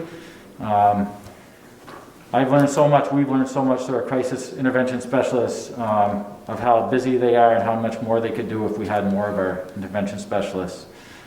Just recently, I don't know how many of you read Vermont Digger, Small Vermont Digger last week, or WCAX. They ran a special on the embedded crisis interventionist specialist, through our department and through VSP. He estimates that 45% of the people they come in contact through a call ends up getting referred to NCSS for follow-up. That's an amazing number, 45%. And those 45% would not be getting follow-up in most cases if we didn't have an embedded worker. They would just be dealt with at the scene, and that'd be the end of it. So it's kudos to NCSS. They've been paying this bill for a long time with these 2 workers in this county, and they're supporting it. It's been awesome. I was telling city manager this morning, we started a shift report when I got here, meaning that at the end of each shift, we run 12-hour shifts. At the end of each shift, the sergeant is responsible to send out a shift report to everybody in the PD so that we know what we're dealing with from that shift before. So the next shift coming in has an idea of what happened on that shift, what needs to be followed up on, and if there's anything that's continuing that may result in an arrest later that night. And if it did result in an arrest, was it called a continuation of an offense, which could lead to a greater charge? In looking at those, we're averaging 2 to 4 mental health calls per shift on every single shift. It doesn't let up. It's really, mental health is coming. I would hate to use the word epidemic, but it is. So that's our biggest concern right now. Everything we go to, you can wrap a crisis around it. We started changing our in-house way. We're using Josh, which is the name of our specialist. We're doing a referral system in-house, so when he's not on, stuff gets referred to him when he comes back to work, stuff is waiting in his bin. The reason for that is, again, he can't work 24/7. We only have one of him. We have to give him some time off or he's going to quit. So we've got to make sure he has stuff waiting for him, and he's getting to it when he comes back in. Some days that's one thing, some days that's 5 things. But we've got to get these people help when we can to try to follow up, because NCSS is just, they're buried with their own work up there. With the shift reports, it's helped a lot with that as well. We're not missing many people now with the follow-up. This month's highlights. I wanted to give you guys just a couple minutes to know what we've kind of dealt with just in July alone. And I know I talked to most of you earlier, but this is also for the public, just to get an idea. Again, with the mental health stuff, it's kind of the highlight reel of that, I guess you could say. We had one of our corporals was praised by AmCare for his way he dealt with a person who had just attempted a suicide. And when AmCare got there and our person got there, our corporal, he got there and they talked to the male individual. After about an hour, he was able to convince the individual to go with him to the hospital. Typically when that happens, the individuals typically want to ride with AmCare or the ambulance. This individual was adamant he wanted to ride with our officer. The words that AmCare used to talk about the officer's care for this male was patient, empathetic, and compassion. And this officer, it's not the only time this month he had a call like that. And this officer really does well in speaking to people, and he's very, very good with people with mental health crises. Later the same month, he was also the officer that responded to the male that was sitting on the ledge of the roof of the parking garage and wanted to jump off. And for 20 plus minutes, this officer spoke to that male from roughly 5 to 6 feet away and finally convinced the male to step off from the ledge and come back onto the roof, and later sought help with NCSS. And that was a 20-minute conversation. Those aren't easy. Everybody in the police that's been in the police world for any amount of time has done that before with somebody that's right there on the edge of committing suicide, 5 feet from you. Those are very tense situations, and I can tell you from experience they don't always end in a positive note. And he went through that twice in a month, and kudos to him. It takes a lot of work, and it takes a lot of dedication to stand there and stay calm yourself, because I'm sure his nerves are rattling the whole way. We had an officer this month that we hope to give her a life-saving award. You don't give a lot of these a year, coming from a large agency that I used to work for. We gave out roughly, I would say, 3 to 5 of these a year. Corporal Cook responded to a baby that wasn't breathing in early July. She was 41 seconds away per the radio log. If you see her camera, in-car camera, when she turned onto the street before her car stopped, the mother was running towards her with a baby in her arms that wasn't breathing. The baby's just turned a year old. She more or less tossed the baby in Corporal Cook's arms, and the baby was unresponsive. And Corporal Cook immediately went into life-saving efforts, and she saved the baby's life. When the AMCAR got there, the baby was breathing. And that's a true life-saving award. And I'm going to honor her hopefully in this room in the next couple of months. You don't get that very often. I went, checked on the baby. That was on Thursday. I showed up to check on the baby Monday night, so I wanted to make sure the baby was fine. The mother, she was still crying about it, and incredibly appreciative of Officer Cook, and kept saying, she saved my baby's life. And those are just a couple things that happened this month that are kind of above and beyond. Not every month's going to be like that, and I'm not here just to tell you that we're going to do these great things every month, but this was an exceptional month for those type of calls. A couple of the small things we did retirement party at NCSS, birthday parties throughout the month. We also did a large-scale funeral at the complex. That was a drive-through funeral. That was new for us. There was a lady that died that was involved in one of the radio stations around here. Heald's Funeral Home had never done a drive-through funeral. We had never participated in one. The complex had never done it. We jumped on it. We did it. I guess it had a huge turnout, and it worked very well. Just some of the things we're doing. Last thing I have before I go into our new policy is data. I'll preface that with telling you, I am not a data person, never have been. I can tell you I never will be. Stats are great to give you something to talk about. The problem with stats is they don't give you at all the story. They give you what you're looking for. They can be turned and looked at in any angle you want, but they are a good place to talk about. What we did was we broke down the top 10 calls for this month. And when I say top 10 calls, I'm talking about numbers. It doesn't mean they're the most important by any stretch. Doesn't mean they're the most urgent, doesn't mean they're the most satisfying, just means they have the most numbers to them. I look at police work outside of stats. Police work, in general, first responder work, is all about where you are, about education, reducing crime, increasing safety. It really doesn't have a lot to do with stats, but stats do play into us here tonight. So our top 10 stats this month. Traffic stops was our highest number of cases. We punched 201 traffic stop calls. So every time we stop a car, there's a call. Every single time. It's just the way our system works. Directive Patrols was 89 Directive Patrols. So Directive Patrols means that we punched a case because we are actively patrolling in a vehicle at some place in St. Albans City or St. Albans Town. And the reason we pick a place in St. Albans City or St. Albans Town is a couple of reasons. We have intel telling us that this area is getting high-speed traffic or it's dangerous. We're down there, we're always running into high rollers. Or a complaint, more likely, somebody's called from the community or emailed me saying, can you be on, right now it's halfway point with Palm Shore or up by the Econo Lodge. Can you be here because it's constant complaints. Those are typically why we end up in those areas. The second, then after that is foot patrols. We punched a lot of foot patrols this year. They're awesome for a lot of different reasons. They're good PR. They're good for complaints of people loitering in front of stores. They're good for being out there. We had people breaking windows over here. They're just good to see police officers in the community. And I can't believe the number of positive conversations that have come out of these foot patrols. But we did a lot of them. We did 60 of them this month. Most of them are in the city here, but we have gone down by the tree streets. We do them in the Bay Park quite often. We're doing them on every single shift if we can. Public assist That covers everything from parades to civil complaints, meaning it could be trespassing, it's small complaints, to lost and found property, which, believe it or not, happens all the time. Motor vehicle complaints is the next one. Those are high-end speeding, erratic operation, or any general motor vehicle complaint.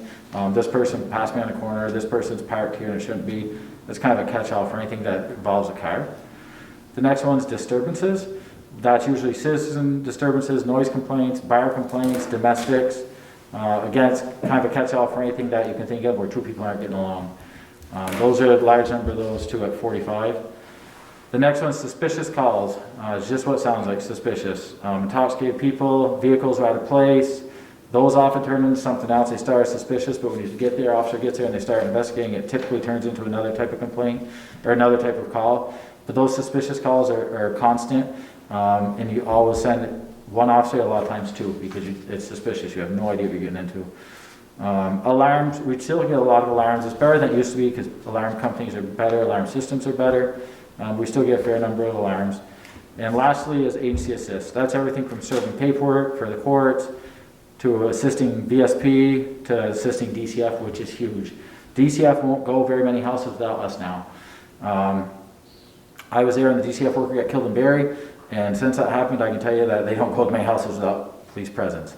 NCSS won't go to a house without police presence. We talk about NCSS, how important they are. You are not going to get, you can hire all mental health workers, they are not going to a house without police presence. So, great system, but you need police to go with you.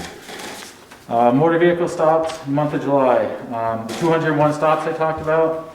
79% of those people got warnings. 20% of those people got tickets. We didn't write a lot of tickets. Police officers are not told when they have to write a ticket. That's called discretion. It's on them. I don't know of any agency in the state of Vermont that tells you when to write a ticket. There shouldn't be. Most officers have a number in their mind if it comes to speeding on when they're going to write you a ticket. I don't know what that is. I don't ask. Nobody ever asks me. It should be up to you. But I can tell you right now, on the day of COVID, people don't have a lot of money around here. We shouldn't be writing people tickets unless they deserve it. If somebody's flying, write them a ticket. If they're not, write them a warning. The idea is to educate people. It's not to make them broke. We don't want to put people under suspension unless they deserve it. Write them warnings if you can. That's kind of my thing. But if somebody continuously speeds or is going really, really fast and endangering other people, write them a ticket. But right now is not the time to do that. But again, it's officer's discretion. There are some officers that will write tickets where some officers won't, and again, that's part of the discretion piece. The arrest, we had a total of, we had 59 charges this month for arrests, 43 people, 59 charges. So the difference in that is, I could arrest John Doe for 5 different charges, so that's why it's different. But John Doe as a person, there have been 43 individual people who were arrested, 59 charges.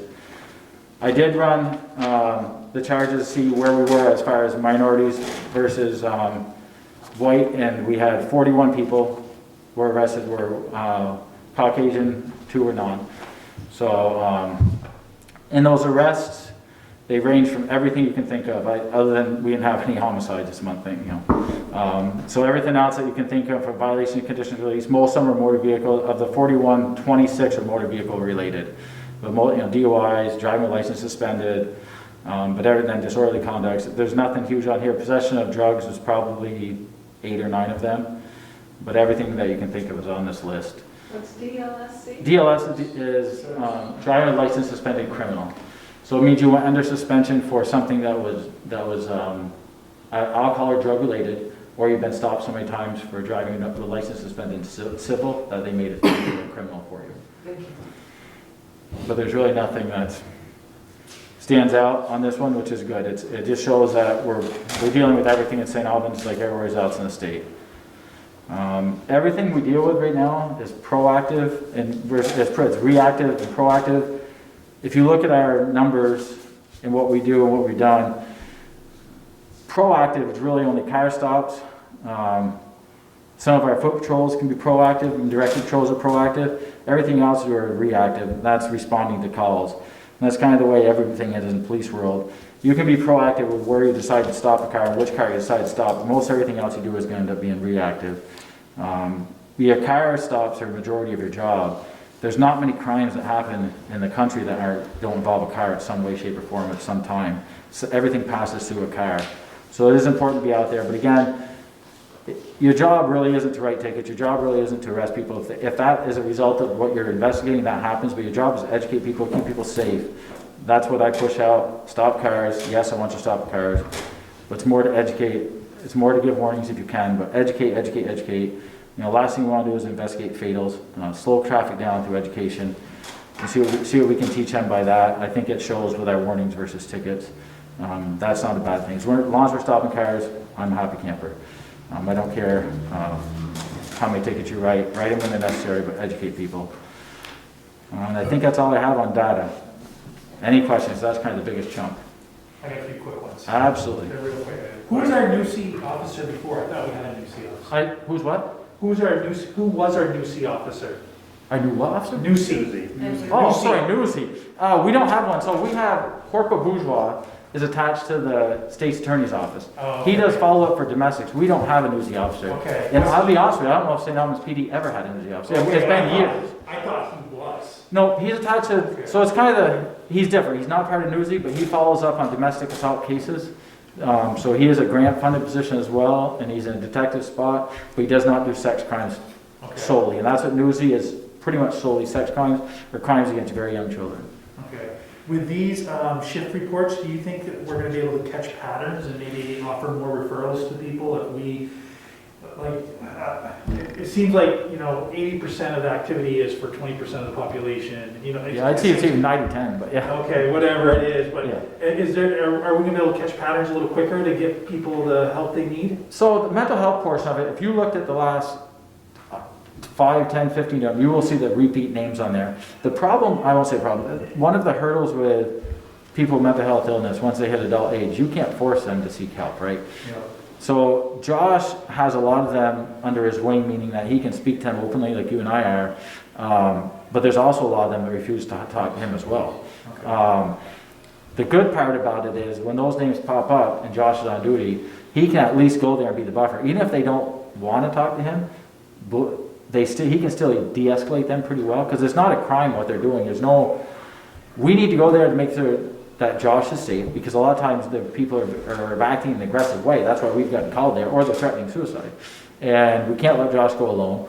But once we're there, the first minute's gone by, 2 minutes, 3 minutes, and we can deem it safe, then Josh can be there and de-escalate it. We don't have to transport him to the hospital to be evaluated, because Josh has done it there. And we can leave, and then he can leave.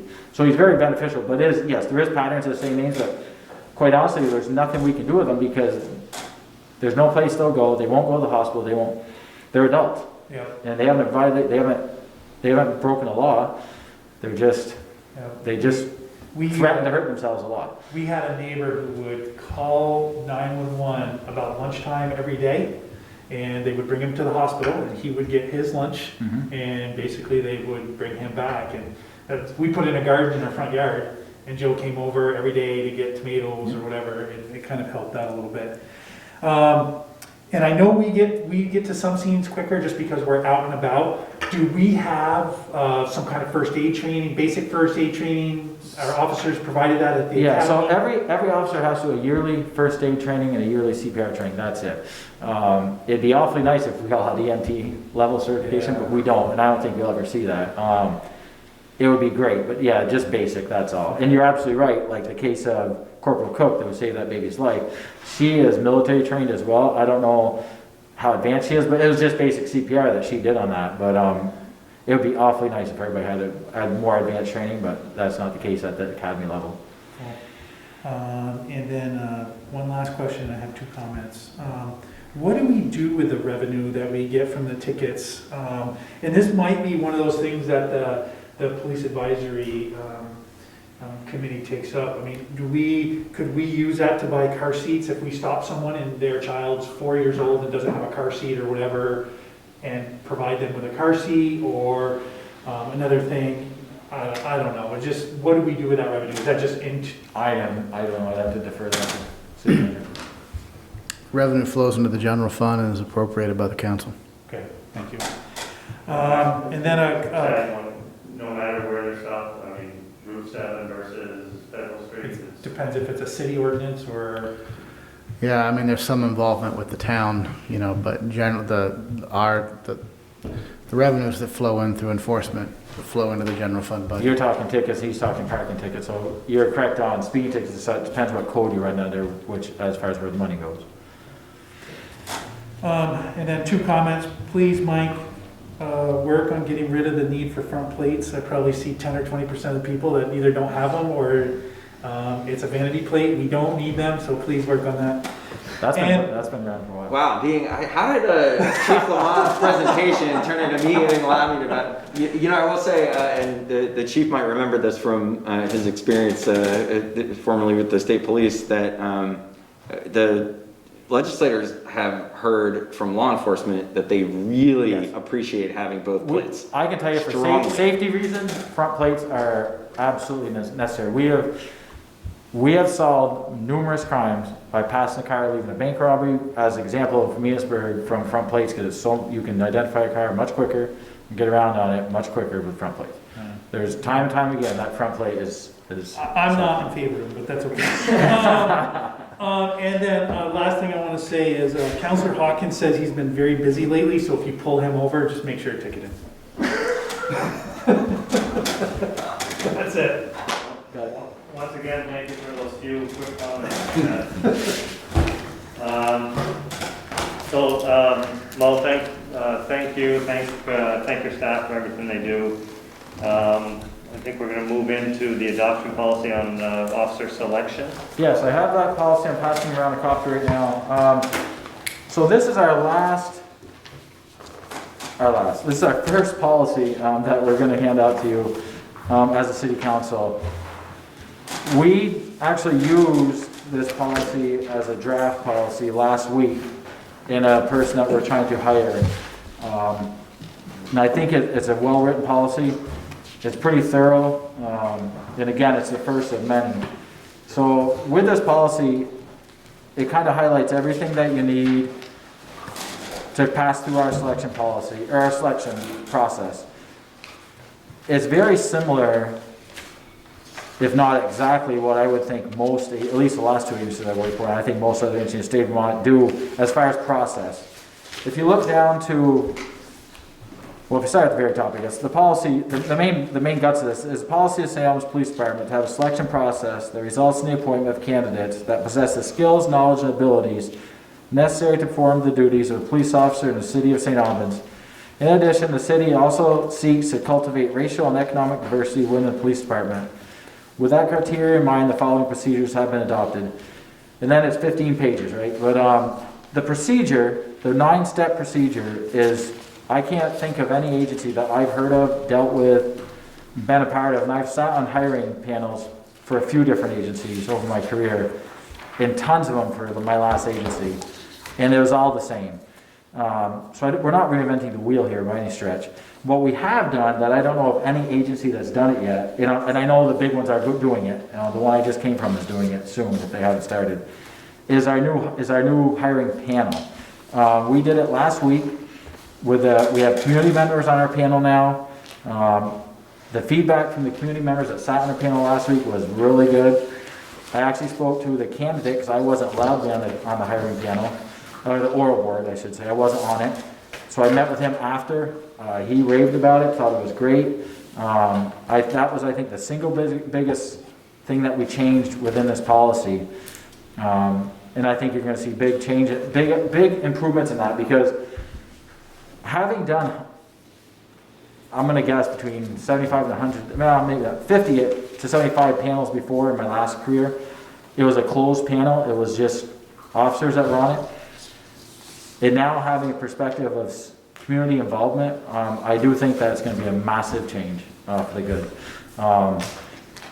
I spoke pretty extensively to the 2 people from the community that were on it prior to, and just getting to know them a little bit. I had never met either of them, other than professionally one of them. She's from Restorative Justice, and I knew her a bit. The other lady that sat on it graduated college in May.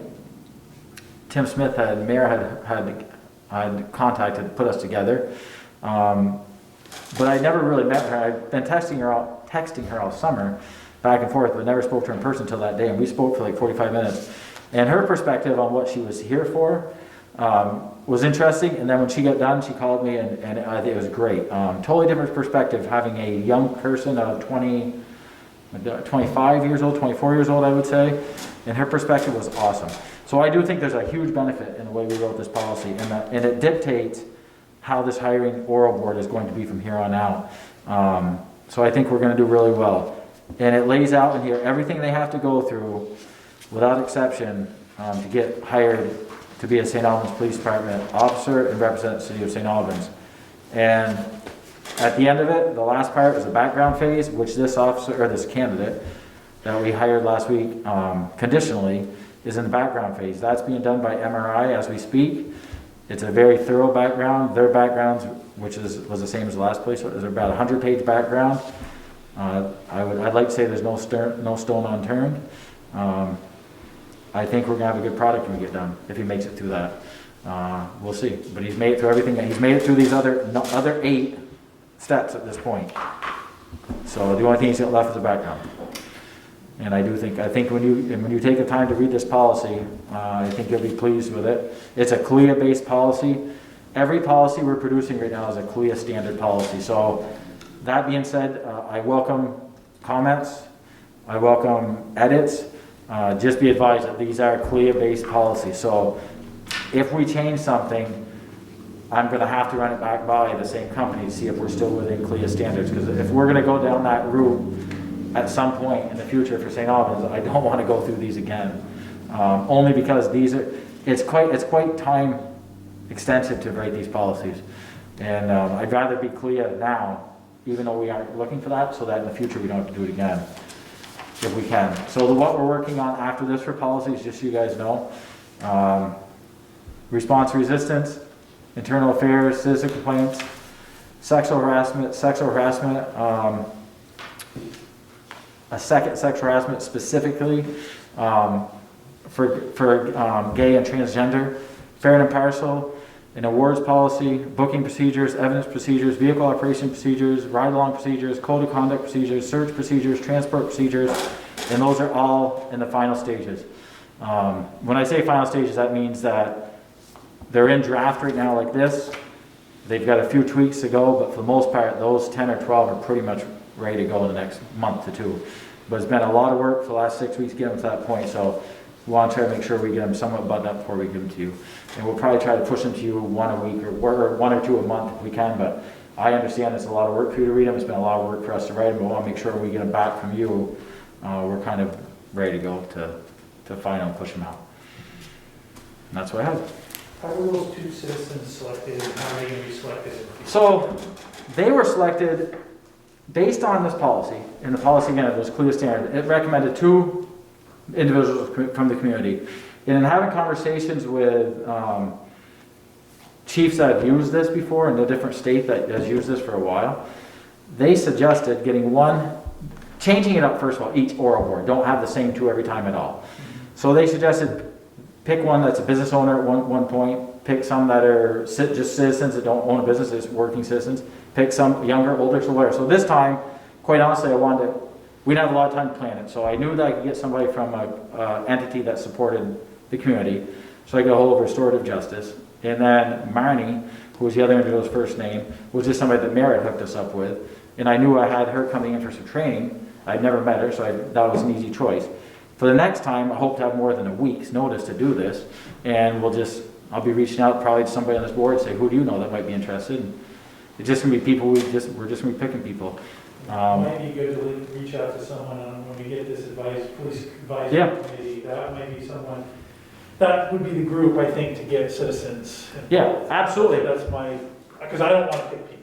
I don't think No, I'm just looking for names. That's all that you recommend. But there's plenty. I can walk down Main Street and grab business owners or who they know, and it doesn't have to be anybody with any expertise in anything. It's just somebody that's invested in the city. That's all. I just would like to see maybe that board help pick that people. Mm-hmm. Yeah, I mean, I think that's embedded within those documents, and both of the people that were selected reflect the goals of diversity, equity, and inclusion. Absolutely. Yeah, I'm Marnie's mine. So We hadn't entered that into the record. I thought that's important to say. One, that she was young. And then the only other question is there an employment, probationary employment period? Is that part of the contract? For the selection process? No, after. Yes. So the way it's gonna work is, for a full-time officer, when they get done the academy, then it starts a 1-year probation period. 1 year. For a part-time officer, which is the one that we're hoping to hire this last week, so part-time, he'll go through a part-time school, then he'll go through the full FTO process, and then the remaining training, which is still gonna put him at about a year, then he'll start his probation as well. So yes, to answer the short answer, yes, a year. It's part of the contract, right? Thank you. That's all in this as well. This is pretty inclusive, I think. I hope. A lot longer than I was. Oh, and this one is shorter. It's very thorough. Wow. Can I just flag one thing that's not related to this, but when I'd love to know, this could be totally offline too, how the S-219 and the use of force conversation that's coming out of the new legislation is going to impact our use of force policies, if at all. I'd love to know. Are you talking about the chokehold part? Yeah. Yep, we can talk about that offline.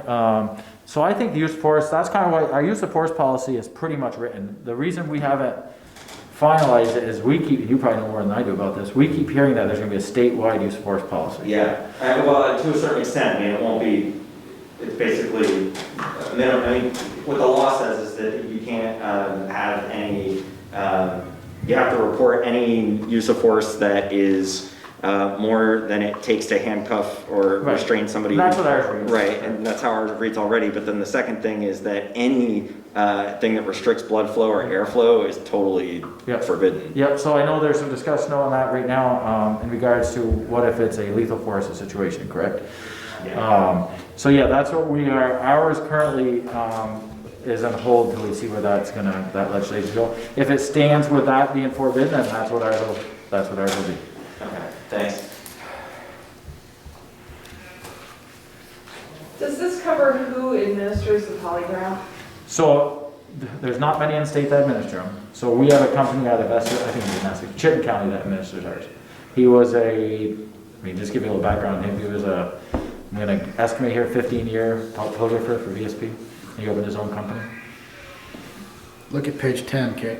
But it has to be a certified photographer, but yeah. Thank you. It's the same as the mental health portion of it, which was mental health exam, psychological evaluation. Historically, that's always been the MMPI, the Minnesota Multifaceted Exam. So we wrote in here the psychological evaluation, which is something that was new to me. I'd never worked anywhere or heard of that being a separate. So this gives us the potential to do a full one. The only place that does that is the state of Georgia. So, but we have it written in here that we could do that. But right now, the agencies up around this area are only using the MMPI. I appreciate the commitment to diversity that's mentioned in here. That's, a challenge to get to. Mm-hmm. And I don't know if there's a separate recruitment policy, or is that just how we go about seeking people out, where we advertise? And maybe that's a discussion for another night, but. It's a long discussion. It's so in my last life, each barracks was challenged with recruiting from within their community. And that was always a stiff challenge here, particularly, and that was one of the demands was try to recruit diverse members from your community. So one of the things like Chittenden County, they all went to UVM, St. Mike's, that's where we're going to recruit, right? So one thing we did have success with here in Franklin County was recruiting from CCV, because not only is it the only college base we have here, but that is a bit of a diverse community, because that isn't your atypical college student. You're dealing with people that are in their late 20s and 30s sometimes who don't have the typical college background. So that's one thing we could do here, but that question, it's very difficult up here to recruit minorities, as there's not a lot of recruitment to do. My last agency spent a lot of time and energy trying to do that, and the result is, numbers-wise, is not off the chart. But I do have some ideas that I could borrow, but it takes money Yeah. to travel to those places to do that. And to do it up here, it's advertise, but you've got people to walk through the door, Yeah. quite honestly. And it can be done, but it's not the easiest to do. But I have some local ideas that we can try. Great, thank you. No, we're looking to approve this. If you're ready, I think we're ready. To the council, entertain a motion to approve the policy. So moved. Motion from Chad, or second from Kate. Any other questions, comments? Thank you for the work on this, Mo. You're welcome. Sorry I talk so fast, but I know you're in a hurry. And I generally Good. talk fast. So we will, all those in favor of adopting the policy as presented on police officer selection, say aye. Aye. Any opposition? Hearing none, motion passes. The policy is adopted. We'll move on to item number 8, which is, thank you, Mo, for your time. You're welcome. Brian's not out there, is he? He been out there for an hour? John? We should have taken it before we got home.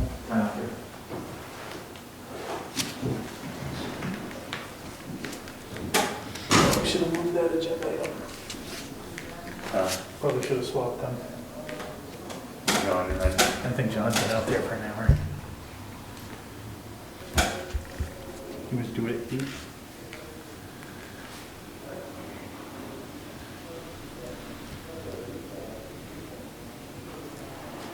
I'm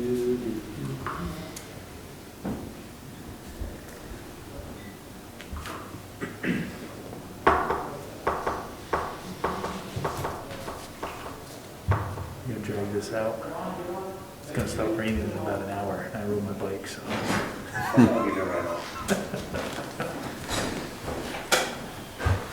Good evening. Good evening. How's everybody tonight? We're going to keep you waiting. No worries. Just got a call from San Francisco. My cousin, sorry if I was making too much noise up there. So we have moved on to item number 8, John, regarding a concert request at the Card Act. Let's see if everything booted up about a half an hour ago here, so hopefully I'm still connected to the Wi-Fi. I have a short video that I'd like to just kind of introduce. Afterglow, what we did last year, it's a documentary on last year's event, and kind of sets the mood for what we're trying to do here. You can probably hear it, but all I have is my screen. So I can turn it this way. If people want to, maybe stand around here if you don't mind coming forward a little bit.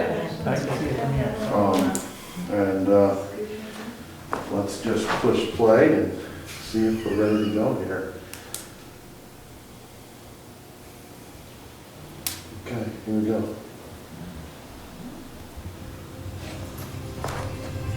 When I close my eyes and I think of what we're doing, I can envision standing on that stage and looking out, seeing a hill filled with people that are out there to enjoy music, something that AJ loved.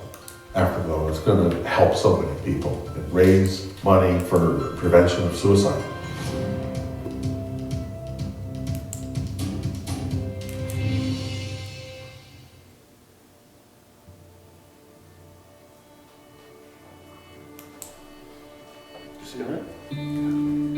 When AJ was young, he was a shy kid. I never thought he would come out of his shell for a long time. He definitely flourished. There wasn't too much that he couldn't do if he set his mind to it. He was a pretty incredible dude. He loved life. He had a great personality. He had a beautiful smile, and he had a huge heart. And AJ was an athlete. He excelled on the soccer field, cross field, with his skis on the mountain. That was his biggest passion. He's pretty talented, but he pushed his body hard. He had broken collarbones, wrists, broke his foot, and it was the ACL that really took him off the field for an extended period of time. So he literally spent the last 2.5 years rehabbing his knee and trying to get back on the snow. We learned that he had fallen pretty hard and re-injured his knee. He didn't share that with either of us. He knew that the doctor kind of told him that, hey, if you do this again, I don't know if I can fix it. And I think he saw what he envisioned for his passions in life taken away from him again, that his body had let him down again. And so, out of the blue, that injury is what we believe caused him to take his life. We were just absolutely devastated. Just, why? Why? Because it didn't make any sense. He was working on college applications that evening. He was watching football. He had his skis laid out. He was supposed to ski with me like the next day. He skied 2 days before at our house. It was the first time he put skis on in 2.5 years. And he was so excited. The day after we lost AJ, a devastatingly horrible day. I hope no one ever has to go through it. But I got up and I said, okay, today's the first day of the rest of my life. And how am I going to do this? And it's one day at a time.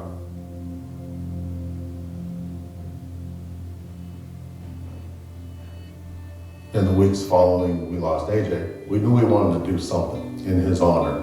AJ was a huge fan of music, had a wide variety of genres, and oftentimes when at social events, whether with his peers or with adults, they turned to AJ to spin the tunes. And so a music festival seemed that was the best idea. It happens to be on his birthday weekend.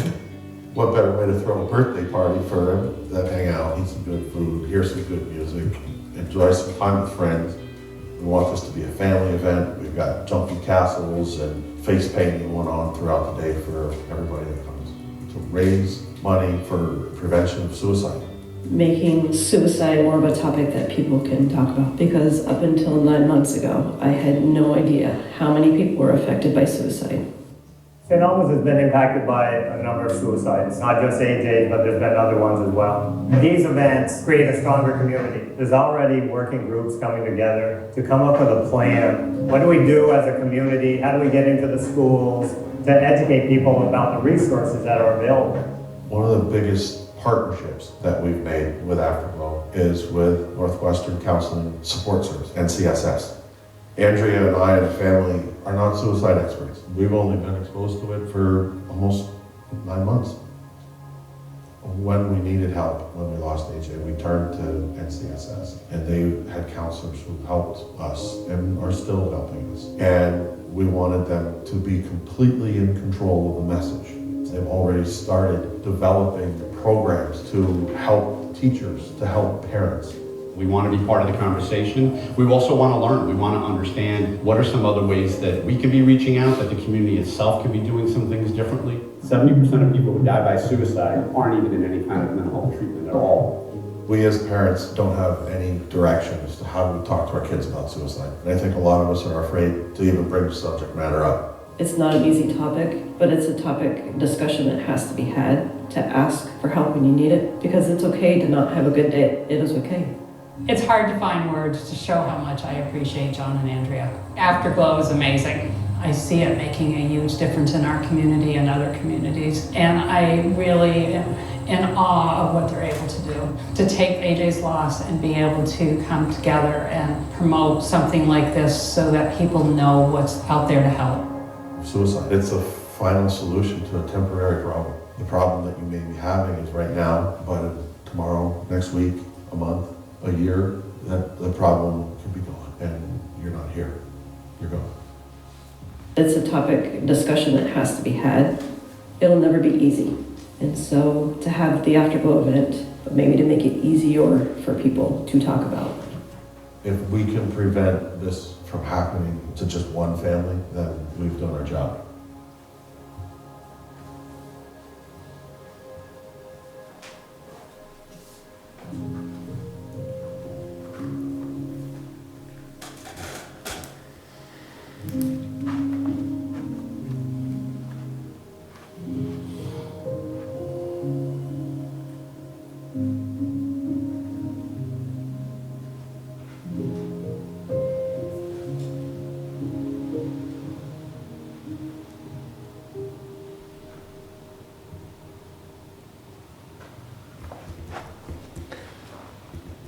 So who would have thought that we'd be sitting here in COVID times last year and facing such a challenging time to try to do good like we did last year. We don't want to lose the momentum that we started.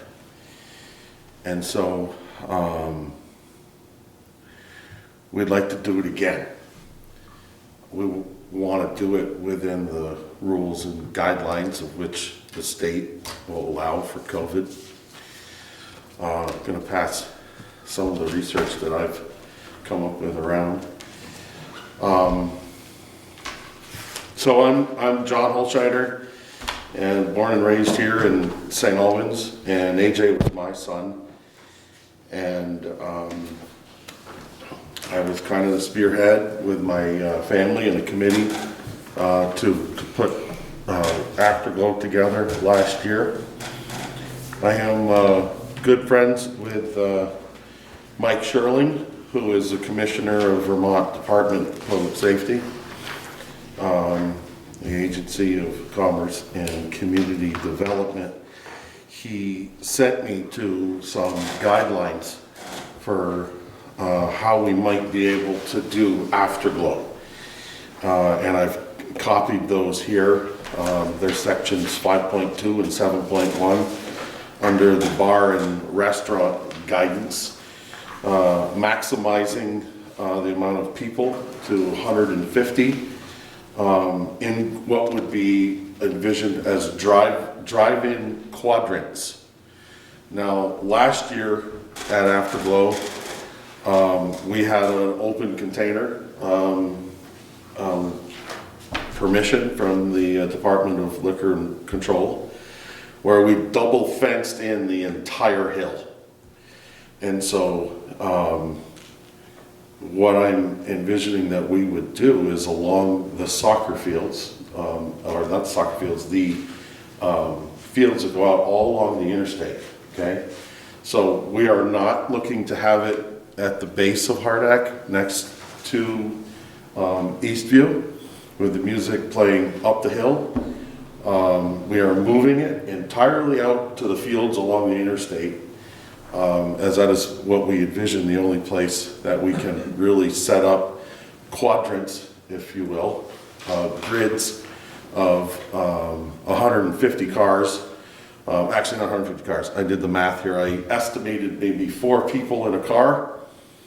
37 cars equals 150 people. We had 12, 13, 1,400 people at Afterglow last year. Do not anticipate that we would have anything along those lines, but let's just call it 1,000, okay?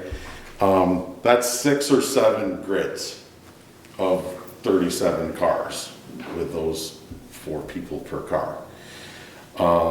And being able to double fence in the entire hill last year was quite an undertaking. So to make a couple of grids that hold 40 cars out on that field should be a pretty simple thing for us to do. One of the things that we were challenged with last year was our noise and the sound and our neighbors and so on and so forth. So by moving the whole thing out there, we've eliminated that music and the sound carrying over to our neighbors. We're envisioning 2 bands, very simple. We have Squirrel, a local band here, and we have Quadra, who are waiting in the wings and said we'll do it. They're doing it for free, both bands. And the idea is to maybe start at 3 o'clock, have the first band play for 2 hours. 5 o'clock, we have a band switch that might take a half an hour, and the second band comes on at 5:30 and plays for 2 hours, 7:30 to 8 o'clock, and we're done.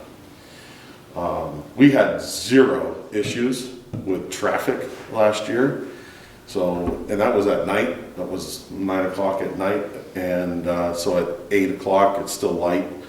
I envision we'll be able to get people out a lot easier. We've got a little more experience this year with that.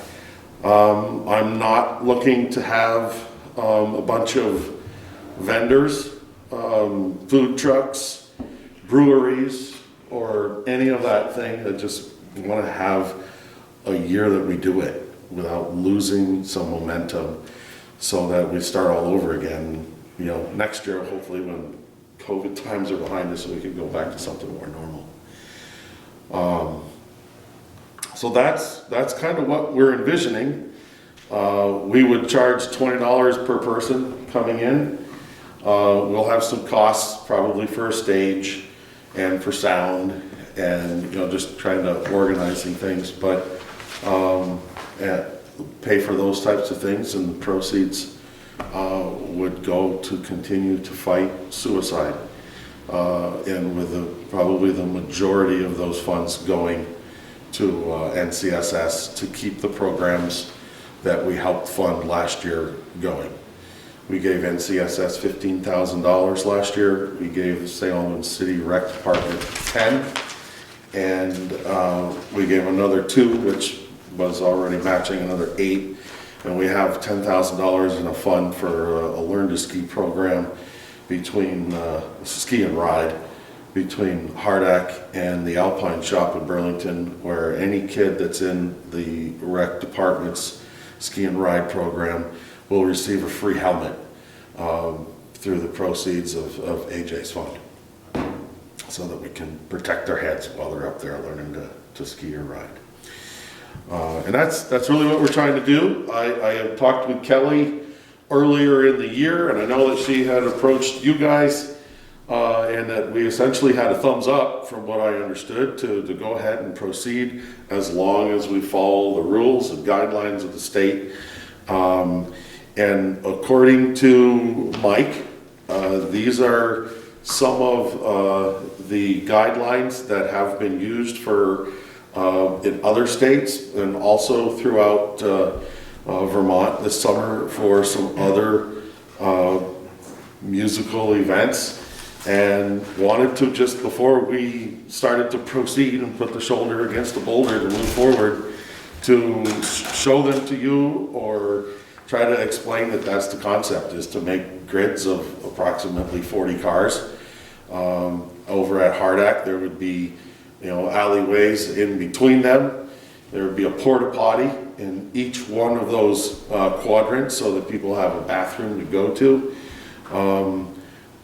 But by not having food trucks and food courts, jumpy castles, and all those other things, people will stay in those corridors, in their regions of their cars, and just enjoy the music, which I think, and a lot of people that I've talked with, because there's been so few live music entertainment, that having something like this maybe really draw some people in and help us raise some money and be safe at the same time.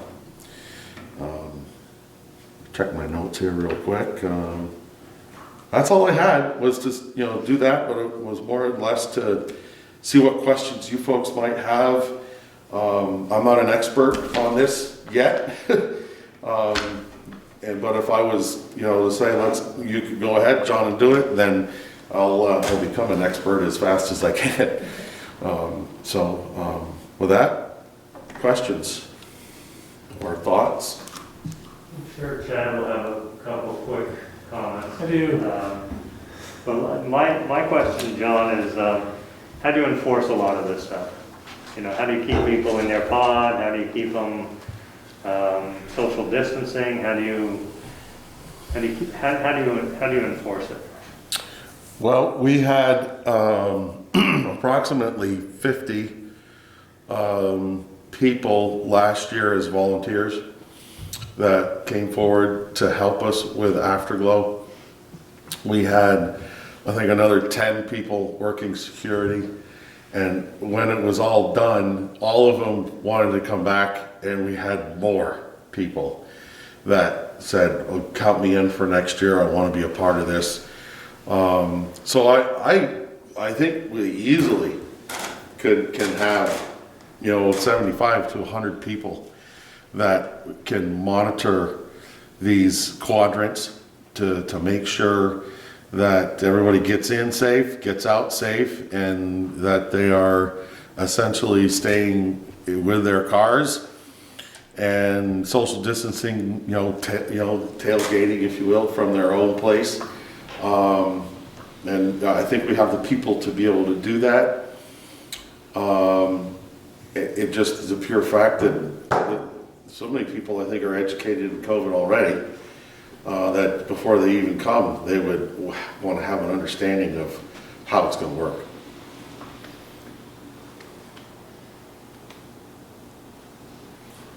Council?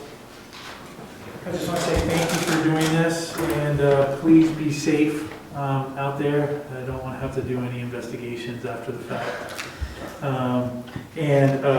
I don't know, I know in the springtime, those fields can be kind of muddy. I don't know if it rains for a week before this or whatever, so just be, It's September 19th, so it'll be this fall. And last year, I think we had 3 weeks without rain. It was super dry. So I don't know how. We'd like to see that again, but right now things have been pretty dry, and I think we wouldn't have any problems with that. Okay. I just don't want to see 4 quadrants with 37 cars in each quadrant stuck. Me neither. True story. Thank you. I have a question, and I really hope you get to pull this event off, because I think it's amazing what you've done. And thank you for sharing the video, that was awesome. Are you planning for the cars to have enough room around them that people would actually get out and like sit in a lawn chair and, Yeah, from what I read here in the drive-in operations, the very first bullet is vehicles must be spaced a minimum of 6 feet apart. So if you can envision when you might have gone to the drive-in when we were younger and their drive-ins were there, cars had some distance between them. They weren't right on top of each other like you get in a parking lot. They're spread out so the doors can open and so that people could sit on the hoods or the tailgate or whatever it might be. But yeah, the cars would be spaced large and wide enough apart that they're not on top of each other, and that people can essentially take their lawn chairs and sit in front of their cars to watch the show, and have the space for that to be done, and allow the ample space for social distancing within the quadrants. Fortunately, we've got some pretty big fields. Yes. And a lot of space, so we've got the room to do it. I just, I work at the hospital, and so a crowd of 1,000 people makes me really nervous. So I'm of 2 minds about this. I see it as 6 to 7 boxes that we need to maintain. And with 75 people that we had like last year, that's almost 10 people a box to try to keep it maintained. I think it's doable. And there was concerns last year as to what we were getting. These are people that are just coming out to support what we're doing and listen to music. And it's a family event.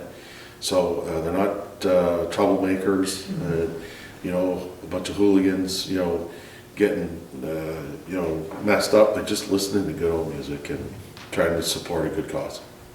So I think we can handle it. We had, like I said, we had somewhere between 12 and 1,400 people last year, and we had not one problem at all the entire time.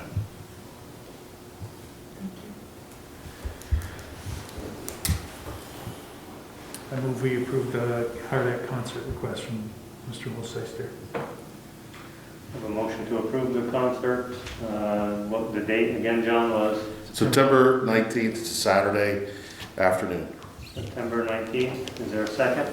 I would second that with the caveat that I really encourage you to continue to work with Commissioner Sherling and his team and really delve into making sure that all of the operational things that you're talking about conform with the latest public health guidance, because I really think this was an incredible event that you put on, and people have been talking about it ever since it happened. It was so good for the community. I just wouldn't want it to become a bad thing because it became an event where a bunch of people got COVID. So if you can if you can do it and follow those guidelines of working with the state, I'm very supportive, but that is my one caveat, that I'm okay with it as long as you really adhere to the driving guidelines. And I think it is possible to do it safely, but please do that. I've been talking with Mike on a weekly basis for probably 4 or 5 weeks now. We had essentially given up, and Mike and his wife were a big support of us last year, and he really wanted to see it happen again. So I'm confident that we'll be able to make it happen, and I will definitely be working under his direction and leadership. Okay, so we have a motion and a second to approve the September concert. Any other questions, comments, concerns? Is public comment and concerns allowed at this point?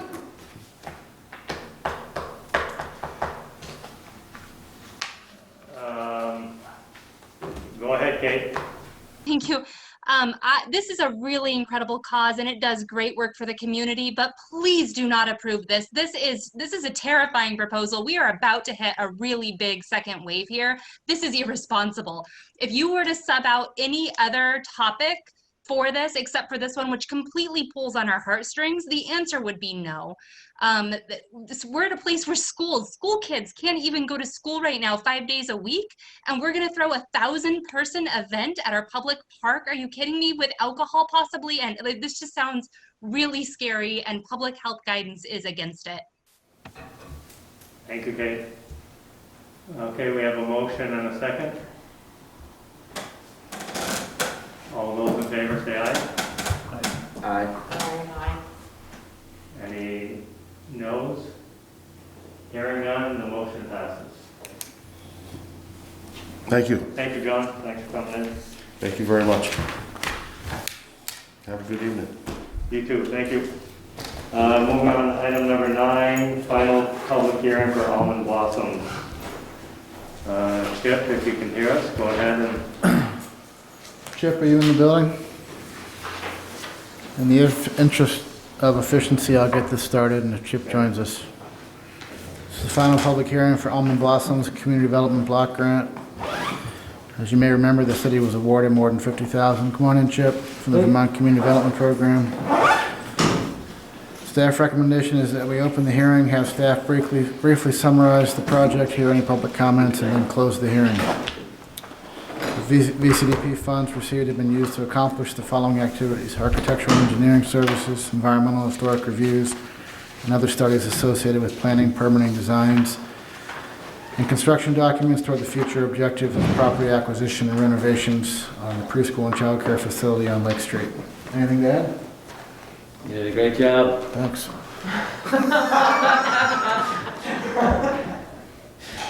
I write them, you read them. Sounds good. So yeah, I mean, happy to answer any questions. This is an opportunity that is required for the grant to hear any public comments on the closing of the project as well. Any questions? The funding will be used for what? This is a final public hearing. The funding was used for... Oh, that was the original one. Yeah, right. It was used for the plans and specifications to expand, to renovate the building and get the environmental releases.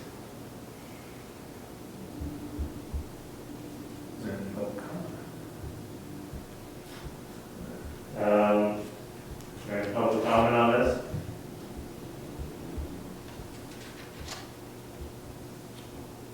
Hearing none. Council, any other questions of Chip?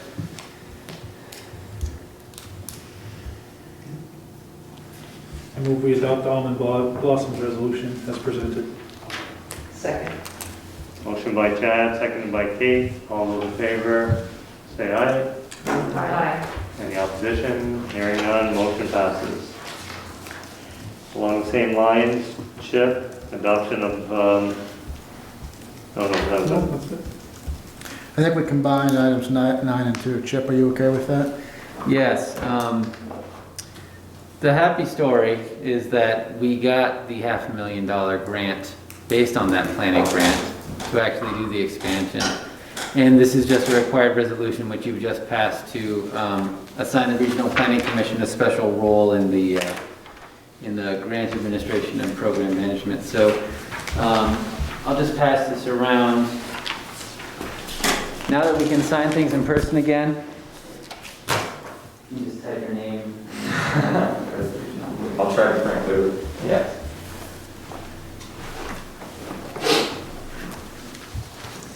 Last thing is the Appointments? appointments, yeah. There's a memo in your packet, I think, outlining suggested appointments. Who were the councilors that met with the planning commission? Just Kate and Tim? Mike, Kate? Oh, okay. I skipped it. Okay. Chad and Kate, I had to bail last week, that's my apologies. So we had 3 of us on a Zoom call. We had a discussion with Zachary Noose regarding a planning commission position. And we also spoke to Matthew Predome, who was interested in the Development Review Board alternate. From my perspective, both conversations were excellent. Both individuals were excited to participate in the city government and also brought a lot to the table relative to how they thought they might be able to assist on those specific committees. Chad or Kate, feel free to add to that. This is good. I think they'll both make great members. Yes, great candidates. Motion to approve Zach to the planning commission and Matt to the DRB as alternates with terms expiring on 12/31/2022. Second. I have a motion from Tim, seconded by Chad. Any further comments? Hearing none, all those in favor of the appointment of the 2 individuals, say aye. Aye. Any opposition? Hearing none, the appointments are made. Moving on to number 12, agreement regarding the Georgia Mountain cell towers. Is that resolution making its way around? Is that the Blossoms That's just- resolution? Yeah. I think it's with the mayor. Everything back till soon. There's 2 documents in your packet. One is an operating agreement, and the second is a cell tower sublease agreement that allows us to develop an emergency communications tower on Georgia Mountain. This is the implementation of the letter of intent that was discussed previously. There's a memo in there from the city attorney summarizing both agreements. Would welcome any questions. Otherwise, would look for a motion authorizing the city manager to sign both documents. Were there any substantial changes from the letter of intent? No. Make a motion to approve the operating agreement and cell tower sublease agreement. Second? Tim makes a motion to approve the agreement. Kate seconds it. Any further comments or questions for the city manager? Hearing none, all those in favor say aye. Aye. Anyone opposed? Motion passes. Thank you. We'll move on to 13, which is mayor's report. Just quickly, I connected, as Mo said, I connected an individual, local resident, recent graduate of Stonehill College, did her thesis on how improper police training leads to racism. And I connected her with Mo for that, to have that presentation at some point. And then I also connected her with Sheriff Roger Langevin. He had the individual in last week and did a 2-hour presentation. I will be meeting with Sheriff Langevin on Friday to hear how that went. Initially, he said it was a great presentation and it was a great training opportunity, so I hope Mo follows up on that as we move forward. Dom and I also had a conversation with some concerned citizens regarding some of the anti-Semitic posters that are being found around town or have been in the past. We had some discussions about how we might move forward in terms of getting the tolerance message out there. Dom is working on some information campaign within the messenger and other places, so we'll be sharing that more as we move ahead as well. And this was something that was brought to our attention, if you remember, at the last meeting by Attorney Jim Levy. So we followed up with a number of individuals to get their feedback and how they might suggest we want to move forward. So we will continue to have those conversations, and we'll report back. Lastly, I had another conversation with an individual, and one thing that we'll be going to the farmers market with is to have a discussion about the possibility of expanding that and creating an international market as well, so that the two could operate in conjunction or side by side. I'm not sure how that's going to look, but at least start the conversation and see where that goes. That's I know it's late, so that's what I have quickly. I would look to Mike. Do you have anything to? Happy to take things offline in the interest of time. Okay. Chad? Same. Marie? Nothing. Okay. Maybe offline we could talk about a goal setting meeting. Yep. Getting that on the calendar. Dom, you're on that, right? Yep. Thank you. Jim? Just quickly, Marty, how about the discussions on the shopping center? Is Marty still on? Marty Manahan? I am indeed.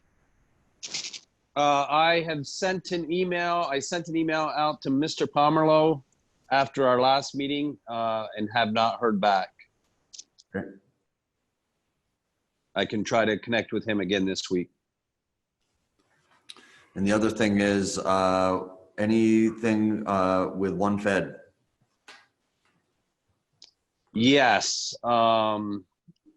The current owners of that property are going through and remodeling the interior as well as doing some work on the exterior. While they were repairing some windows this past week, they encountered more rot than they had anticipated and are going to be doing work on that. I am in contact with the owners and going to meet with them to see if we can possibly help them with a facade grant to help them with some of the exterior work they're doing on the building. That's all I have. Moving on to 15. Anyone have other business? Hearing none. Moving on to approval of minutes. Motion to approve minutes 7/13/20. Second by Chad. Motion by Tim. Second by Chad to approve minutes of 7/13. All those in favor say aye. Aye. Any opposition? Hearing none, motion passes. Motion to approve special meeting 7/17/20. Second. Motion by Tim, seconded by Chad for special meeting 7/17.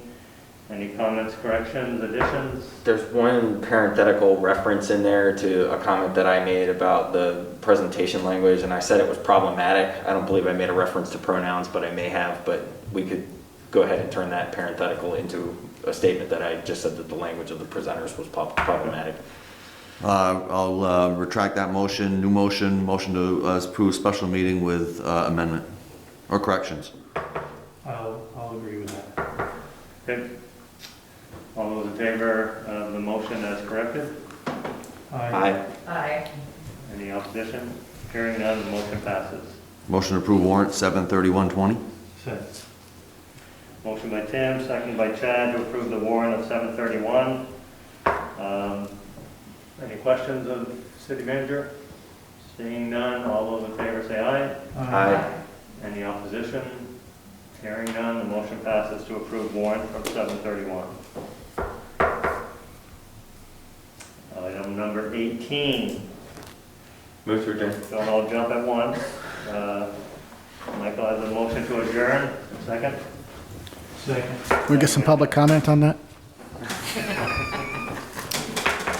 Thank you all for coming. Thanks for your patience.